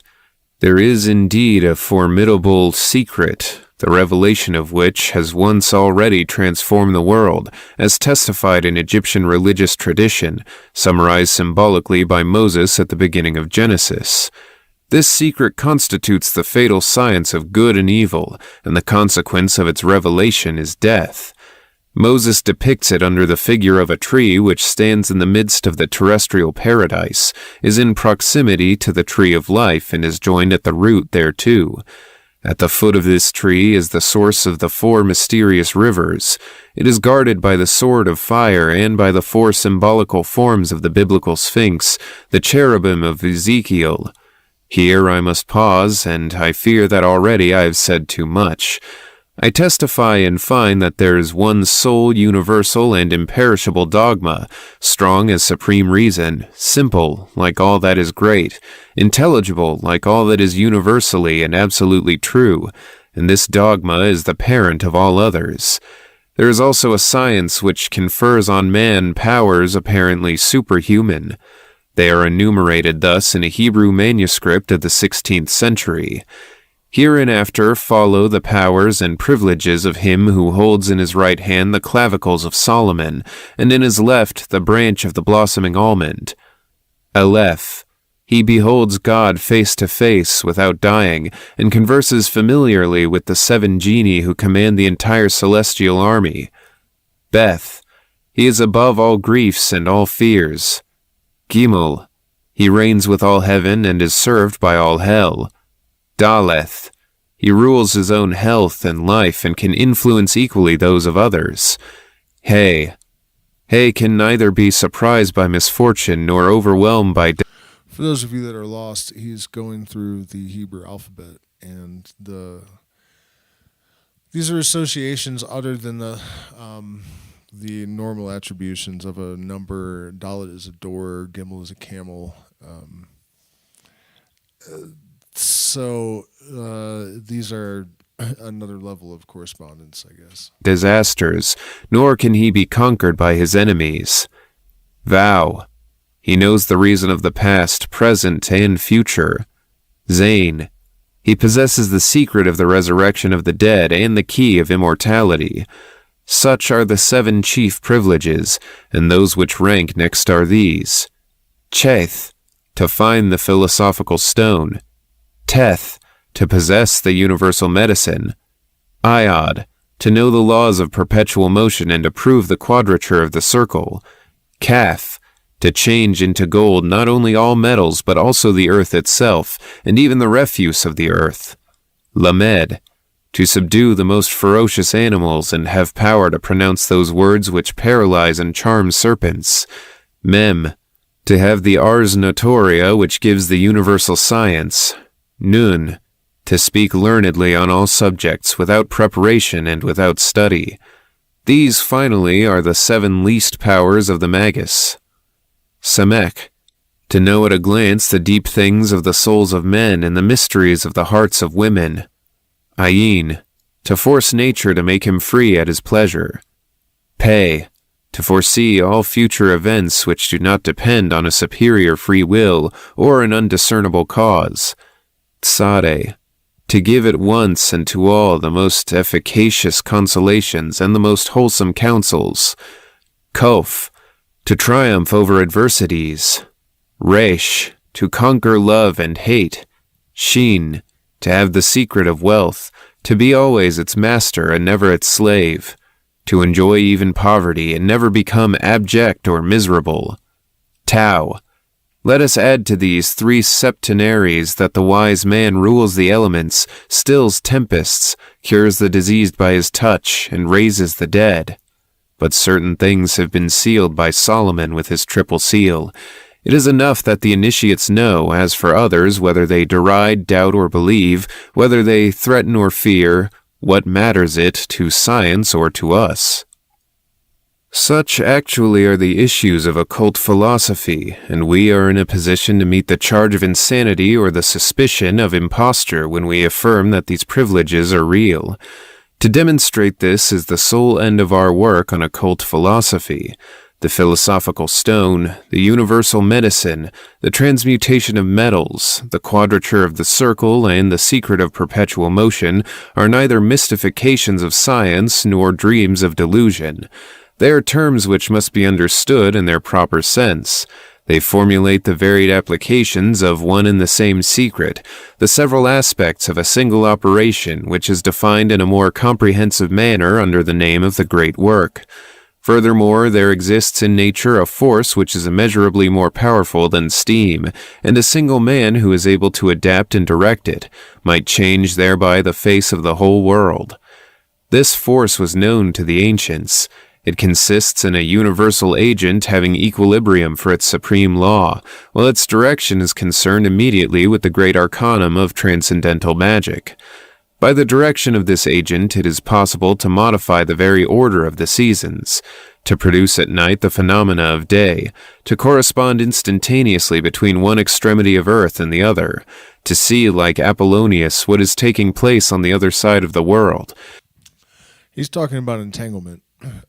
Right there for one thing. Also, I wanted to mention that oftentimes when the word gold is used, the word light could be interchanged. And so the great work, in a sense, there are different levels like microcosm, macrocosm, sort of concepts in relation to the great work. So there's the great work of the individual, and then there's the great work of the universe. Either way, it's this the transmutation of base material into or a great way to put it is the lead of everyday experience into the gold of higher consciousness. But the universe is literally transmuting all of the matter into light as well. And so he referenced how, one of the goals of the great work is ultimately to turn the entire earth to gold, but you might more succinctly say light. There was something else that he made me think about, but anyway. To heal or injure at a distance, to give speech a universal success and reverberation. This agent, which barely manifests under the uncertain methods of Mesmer's followers, is precisely that which the adepts of the Middle Ages denominated the first matter of the great work. The Gnostics represented it as the fiery body of the Holy Spirit. It was the object of adoration in the secret rites of the Sabbath and the fiery body of the Holy Spirit is the electromagnetic field. Temple, under the hieroglyphic figure of Baphomet or the androgyny of Mendes. All of this will be proved.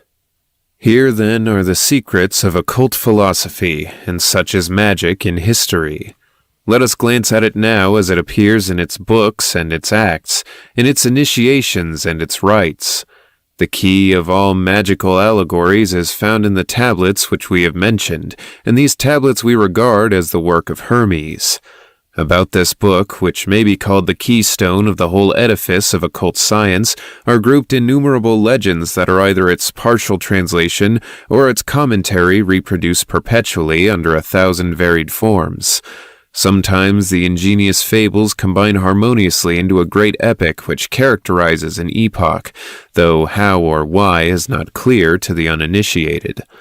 Thus, the fabulous history of the Golden Fleece resumes and also veils the hermetic and magical doctrines of Orpheus, and if we recur only to the mysterious poetry of Greece, it is because the sanctuaries of Egypt and India to some extent dismay us by their resources, leaving our choice embarrassed in the midst of such abundant wealth.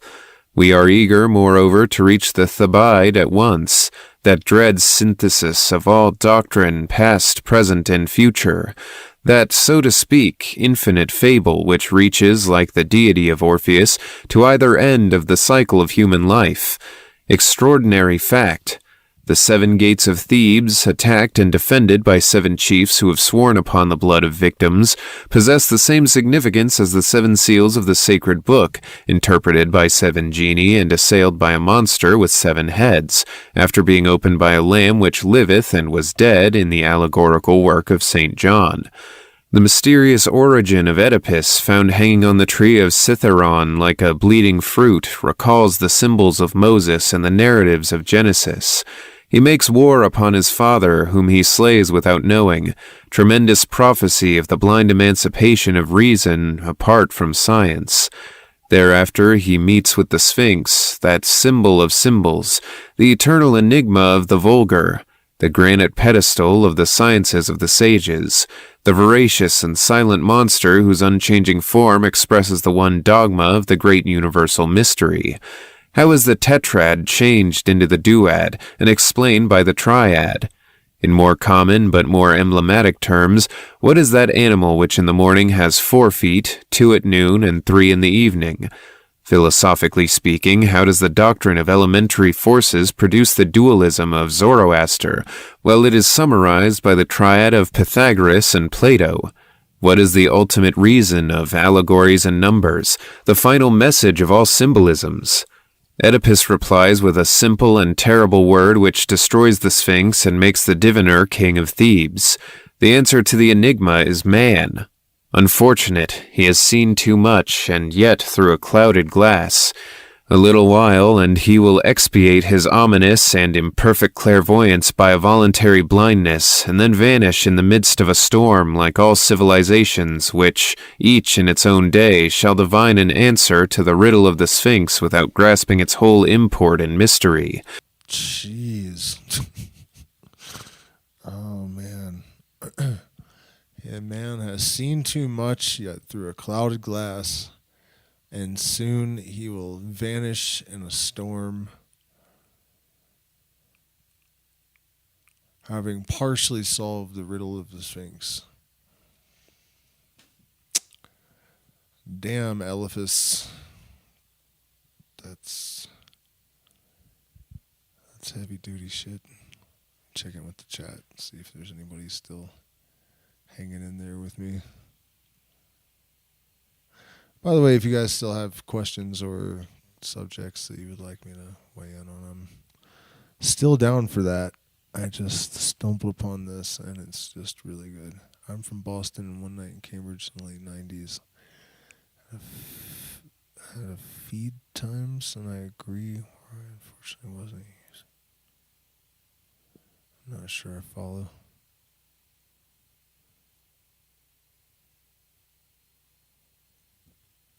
Alive to Thrive 2025. That's definitely what we're hoping.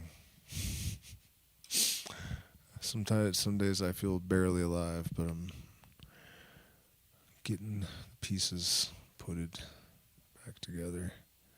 Still hanging in here with you. Yeah, man, this is good stuff. I realize there are moments where it drags. Look at what happened to my glasses. The intro was like 45 minutes long, so and I plan on doing a series on this now that I'm realizing more succinctly what it is.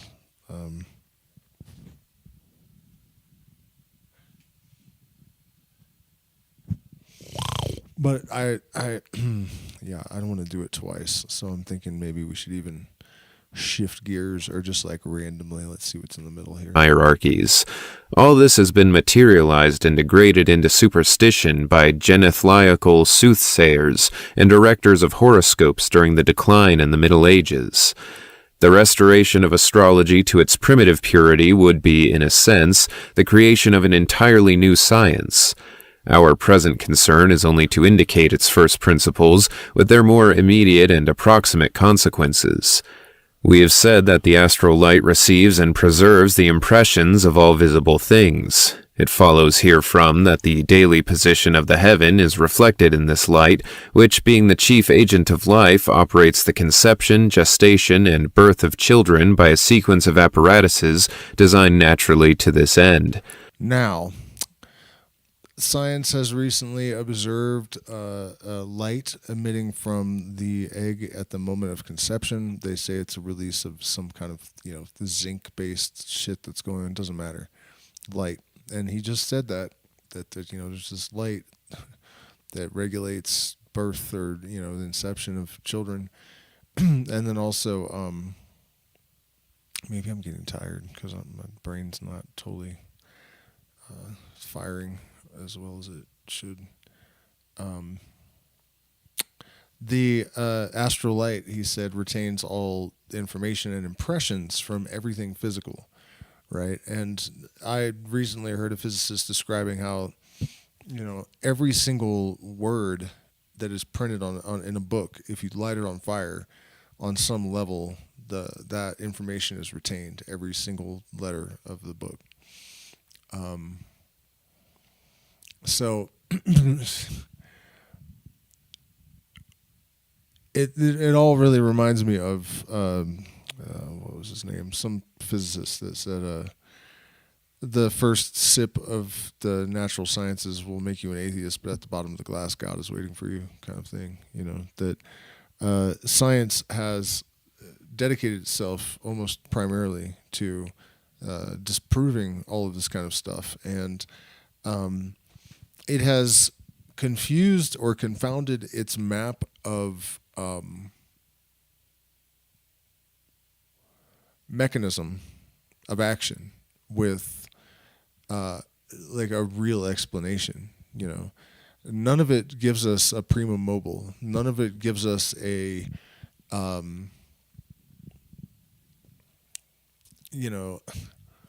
the map is not the territory, I guess, is a good way to put it. And ironically, science is now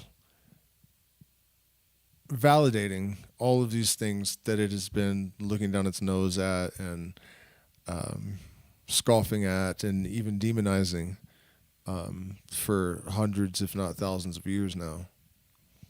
It's a cute trick, isn't it? Everything comes full circle, and there's nothing anyone can do about it. Now if this light be so prodigal of images as to impart the visible imprints of a maternal fantasy or appetite to the fruit of pregnancy, still more will it transmit to the plastic and indeterminate temperament of a newly born child the atmospheric impressions and diverse influences which, in the entire planetary system, are consequent at a given moment upon such or such particular aspect of the stars. Nothing is indifferent in nature. A stone more or a stone less upon a road may break or modify profoundly the destinies of the greatest men or even the largest empires. Still more must the position of this or that star in the sky have an influence on the child who is born, and who enters by the very fact of his birth into the universal harmony of the sidereal world. The stars are bound to one another by the attractions which hold them in equilibrium, and cause them to move with uniformity through space. From all spheres unto all spheres there stretch these indestructible networks of light, and there is no point upon any planet to which one of them is not attached. The true adept in astrology must give heed, therefore, to the precise time and place of the birth which is in question. Then, after an exact calculation of the astral influences, it remains for him to compute the chances of a state. That is to say, the advantages or hindrances which the child must one day meet with by reason of position, relatives, inherited tendencies, and hence natural proclivities, in the fulfillment of his destinies. Finally, he will have also to take into consideration human liberty and its initiative, should the child eventually come to be a true man and to isolate himself by strength of will from fatal influences and from the chain of destiny. It will be seen that we do not allow too much to astrology, but so much as we leave it is indubitable. It is the scientific and magical calculus of probabilities. Astrology is as ancient as astronomy, and indeed it is more ancient. All seers of lucid antiquity have accorded it their fullest confidence, and it is not for us to condemn and reject lightly anything which comes before us encompassed and supported by such imposing authorities. See, now you guys understand why it's bugged me so much for so long that the intellectual The scientific aspect of this stuff has been downplayed and removed and excised completely. It used to be an integral part of this understanding. And, you can say, well, you don't really need to have that in order to have an intuitive connection to these things. Well, this is why the accuracy of so many of these people is so poor. Yes, you do. Yes, you do. I'm sorry. People want to believe that you can do astonishing things just because you exist, basically, out of pure ego. The universe is not constructed that way for a reason, Reward is commensurate with effort. I'm sorry, but all this pop culture nonsense is nonsense, and it's just obvious that it is. Luckily, we're in a position to sort of reinstate the proper office.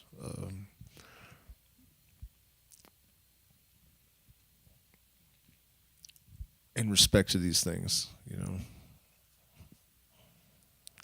I'm surprised at this guy, to the depth of understanding and knowledge and the balance of, understanding what this is, but not falling prey to superstition or woo. Like everything I've heard him say so far, I'm 100% on board with, and that pretty much never happens, because I always find some degree of superstition that exceeds what I find, permissible. And, so far this is like 100%. I can get behind all of it. Long and patient observations, conclusive comparisons, frequently repeated experiments must have led the old sages to their decisions, and to refute them the same labor must be undertaken from an opposite standpoint. Paracelsus was perhaps the last of the great practical astrologers. He cured diseases by talismans formed under astral influences. He distinguished upon all bodies the mark of their dominant star. There, according to him, was the true universal medicine, the absolute science of nature, lost by man's own fault and recovered only by a small number of initiates. To recognize the sign of each star upon men, animals, and plants is the true natural science of Solomon, that science which is said to be lost, but the principles of which are preserved notwithstanding, as are all other secrets in the symbolism of the Kabbalah. It will be understood readily that in order to read the stars, one must know the stars themselves. Now, this knowledge is obtained by the Kabbalistic domification of the sky, and by mastering the celestial planisphere, as rediscovered and explained by Gaffarel. In this planisphere, the constellations form Hebrew letters, and the mythological figures may be replaced by the symbols of the tarot. To this same planisphere Gaffarel refers the origin of patriarchal writing, and the first lineaments of primitive characters may very well have been found in the chains of starry attraction, in which case the celestial book would have served as the model of Enoch's, and the Kabbalistic alphabet would have been a synopsis of the entire sky. Damn, y'all. I'm going to have to get a PDF of this, and I'm just going to have to read the entire thing and do commentary later, but I don't want to ruin it for everybody, so let's stop with that and find something else to do for a bit. Let me look. I got to look and see if it exists, first of all. What's the book called? Transcendental Magic Eliphas. I would imagine everything is there, but I just gotta see. Yep, there it is. Wait, by Arthur Edward Waite. No. We don't like that guy very much. Let me make sure it's not just that he wrote the foreword or something. Gotta see if this is... So he stole the title? Oh no, Eliphas Levi, Transcendental Magic. Sweet. All right, guys. Wait. Why does it say by Arthur Edward Waite? Oh, a complete translation from the French original. do we trust Arthur Edward Waite enough? Did anyone else?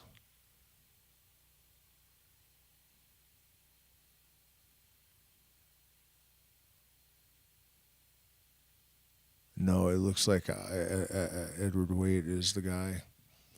Man, that sucks that he's the only source, because he was a Christian mystic. And that means that if there were things in there that he didn't approve of, he very well may have changed them. I don't like that one little bit, but I don't think there's anything I can do about it. Yeah, the only ones I see are Edgar, or the Waits guy.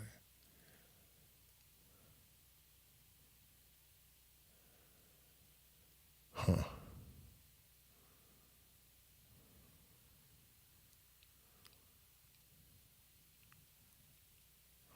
Let me see.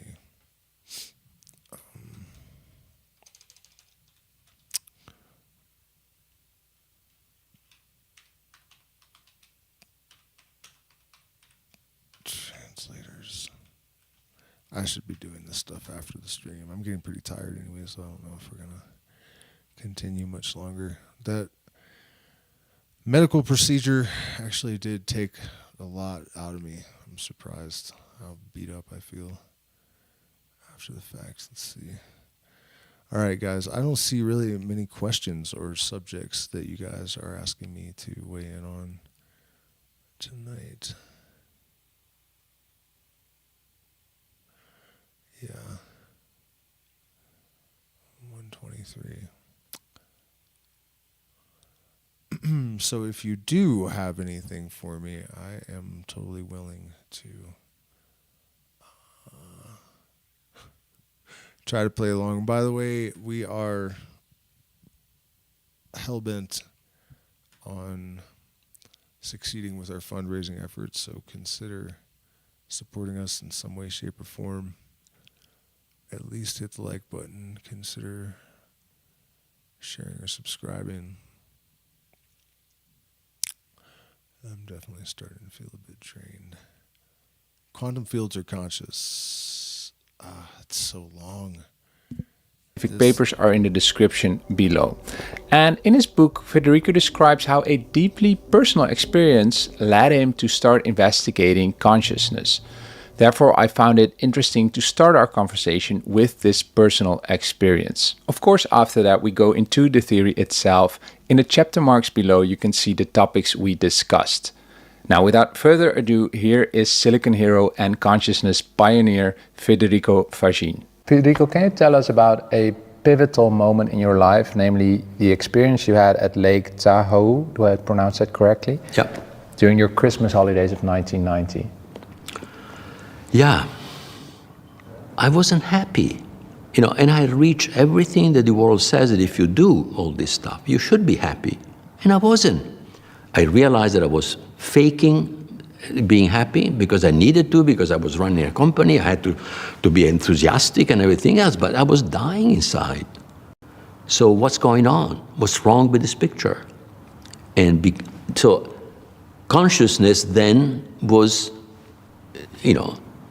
became center stage in my life, understanding that this consciousness somehow was also connected with feeling, desperate inside. So what's going on? So I wanted to understand what consciousness is. So that's when, and I wanted to understand it for my own sake, for not to do something about it, not to monetize, not to make a new technology, because before it was all about, doing something, and now all of a sudden I turn my attention inside because of the suffering. And it was in this climate that I had this extraordinary experience of consciousness. Now I can go to this Tahoe night, in 1990 during the Christmas holidays. We had a home up in Tahoe, which is Lake Tahoe is a beautiful lake, 2,500 meters. And there are mountains, and skiing is great.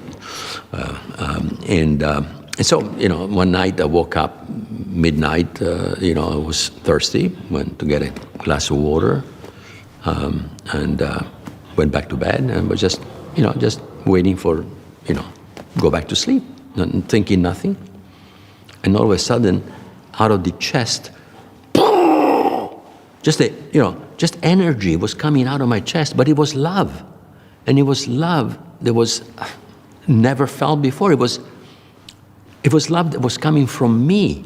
How can love come from me? I mean, it was unthinkable that love could come from me.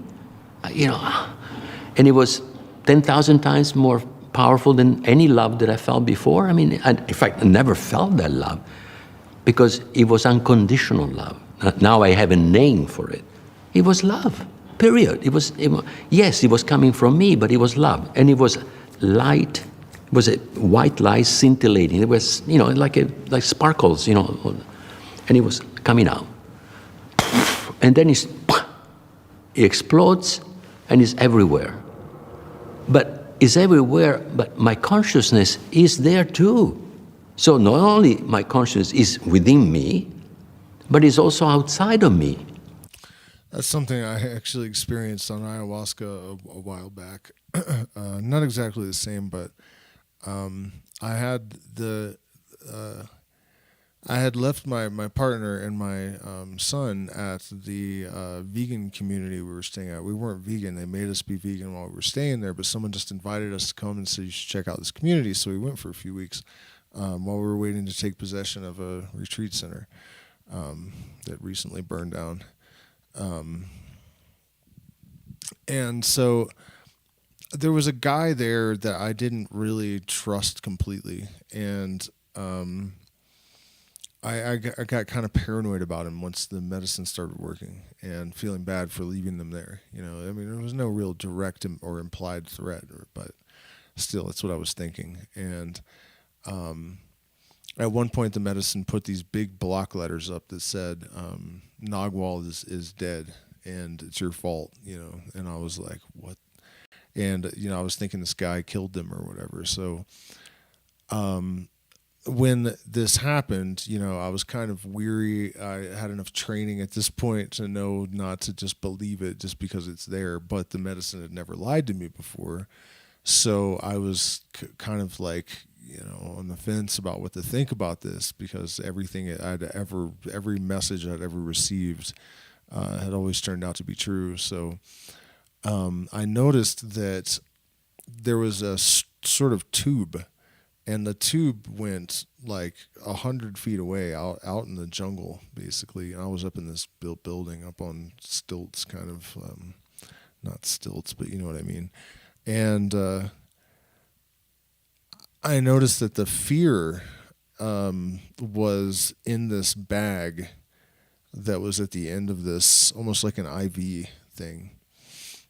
And I understood that the message was how detached I was from my emotions, right? But the thing that I'm trying to convey here is that I could feel the fear, but where it was, like almost as if it was just as intense as if it was in me, but it was 100 yards away. And I could feel it there as if it was part of my body that had extended way over there. And then the medicine told me once I got the point, like, by the way, I'm sorry I had to put you through that, but I needed to make this point, and it's not true, So,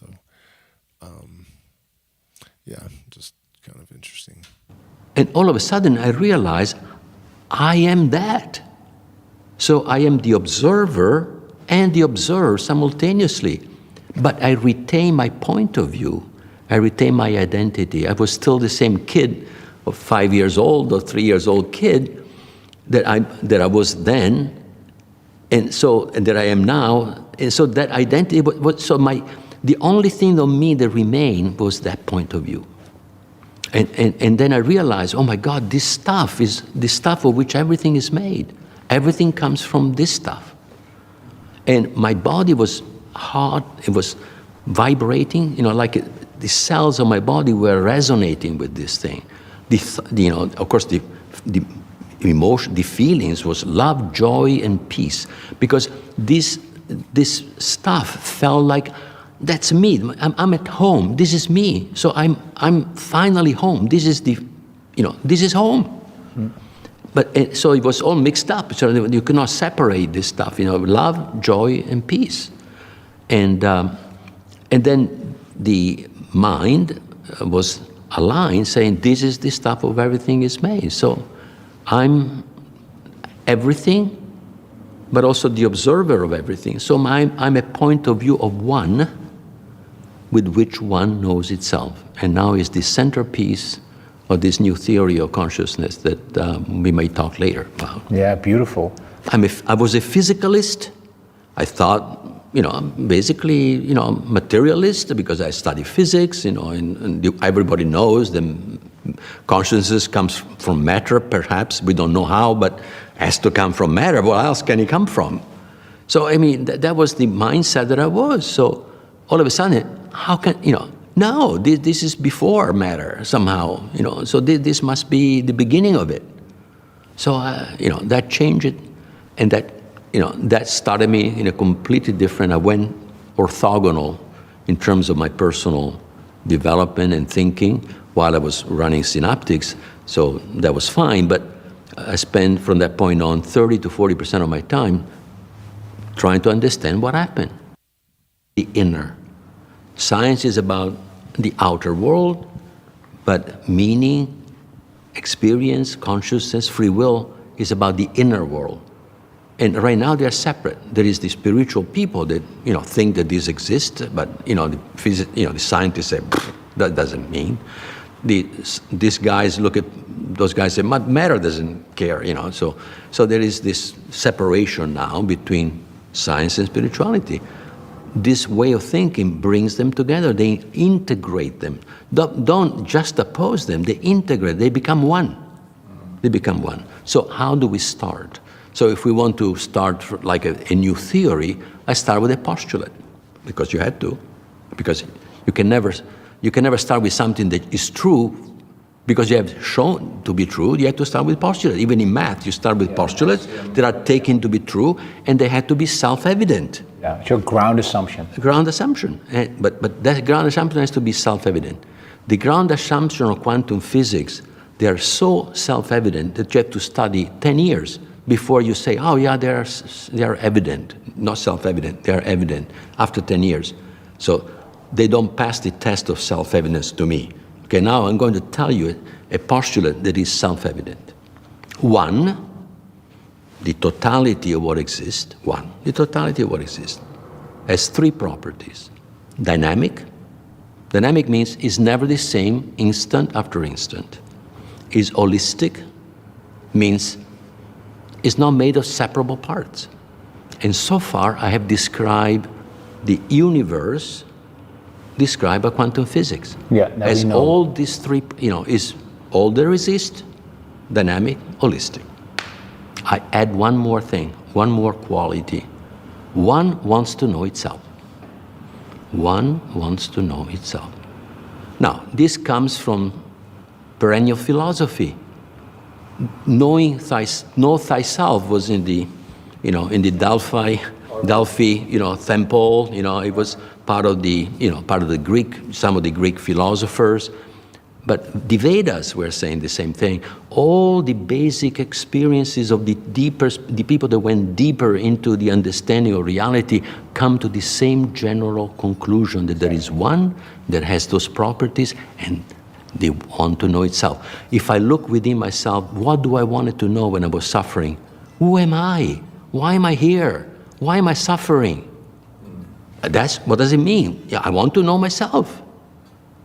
So we all want to know ourselves. We all deep down, then we forget about it because we can do nothing about it. So we try to solve the problem by, going outside ourselves, and then we lose ourselves, like I did. And then, so if we start there, is it self-evident? It is self-evident to me, and if you think a little bit, it's self-evident to you. That is what you want, okay? So wanting means free will. Because if you are a machine, what do you want as a machine? The next state of the machine is already defined by the algorithm. What do you want? It doesn't make any sense. I don't want anything. But the question doesn't even make, there are no questions to a machine. There are only answers to a machine. So And to know itself, one must be conscious. Because consciousness is what allows one to know itself. So I have defined free will and consciousness. And why are those self-evident? Because you are conscious and you have free will, and I'm conscious and I have free will. Well, I'm not sure what this has to do with quantum fields being conscious. Maybe we'd have to watch the entire hour and 19 minutes, and I don't think I have time for that right now, although I am curious. Looks like he gets into like some more technical stuff, but I feel like there's some logical fallacies there, you know, like we have the appearance of free will, but we're not absolutely convinced that we have free will because, you know, and if we do, then it's very limited. I like what Michael Levin said about this recently, that, you know, we are like 80 or 90% automatic processes, but we sort of accrue chaos.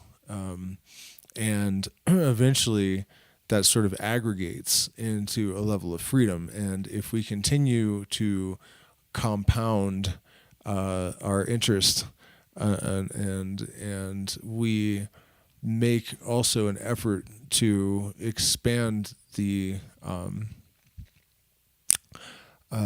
or I guess to bring the percentage of conscious and automatic behaviors into better homeostasis, then we accrue more free will, and eventually may be able to liberate ourselves from the like chain of deterministic, mechanistic causation, and achieve some degree of liberation. You know, and unfortunately for us, a lot of that. Most of the automatic stuff that comes from our subconscious, well, not most, I guess it depends on your upbringing, but a lot of it is often trauma-based, and so we have these self-destructive underpinnings that not only do they interfere with our free will, but they often go against our conscious will, therefore pushing those moments of free will into the negative, right? So as long as we are determined by these automata, we could actually have a negative free will. If our actual free will is only, say, 8%, 3%, if we undo 20% of our conscious will, then we're actually, not only are we not having free will, we have negative free will. And I think in the case of a lot of people, certainly myself for a lot of years, that's the case. Crowley said a long time ago that most people undo everything they do. And this is one of the great secrets of initiatory freedom, that we have to realize in order to change this.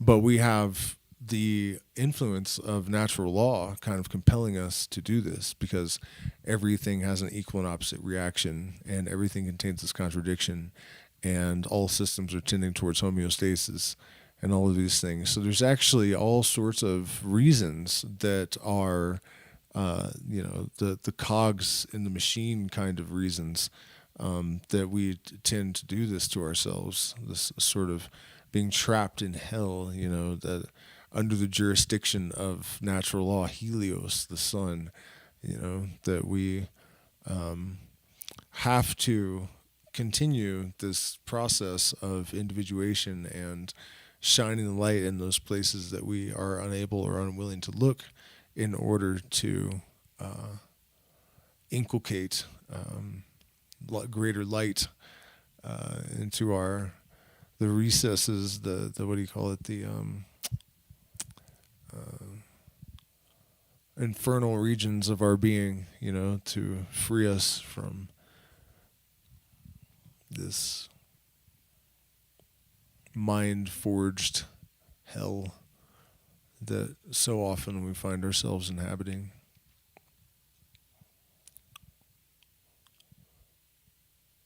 It's not enough just to become more conscious if you have self-sabotaging and self-destructive patterns, because then, and maybe that's what drives a lot of us. That's why so many initiates are so damaged, that you have to become far more awake than just balanced, because if you have these negative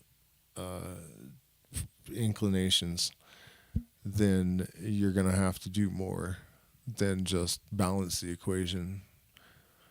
You're going to have to compensate for the retroactive influence of your traumas.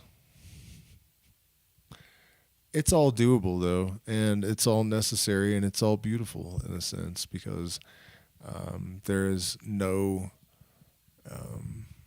darkness. There's no light. There's no accomplishment. There's no progress. There's no movement even that isn't fueled by some form of darkness. That's our prima materia, and I am clearly out of commission, you guys. It's been a long couple of days. So please hit the like button, share, subscribe, consider becoming a patron, and I'll be back tomorrow. We're having our Discord meeting for patrons tomorrow at the $10 tier and higher. It's always awesome. I've discovered that doing them during the day on the weekends is better. But we have quite the group of minds, quite the group of individuals. So it's worthwhile. And maybe tomorrow I'll do some music. I was just too exhausted. It's this operation the other day was traumatizing, honestly. So I'm going to go to bed. And thank you guys so much for spending this time with me. Please hit the like button, share, subscribe, turn on your bell notifications. And there are options to support in the chat via all kinds of stuff and crap and junk. Also, we're still having events in March and May, and maybe the first 2 weeks of April as well. Possibly sooner if you're an individual that would like to come and see me for whatever reason you might have. Otherwise, I'll see you guys tomorrow.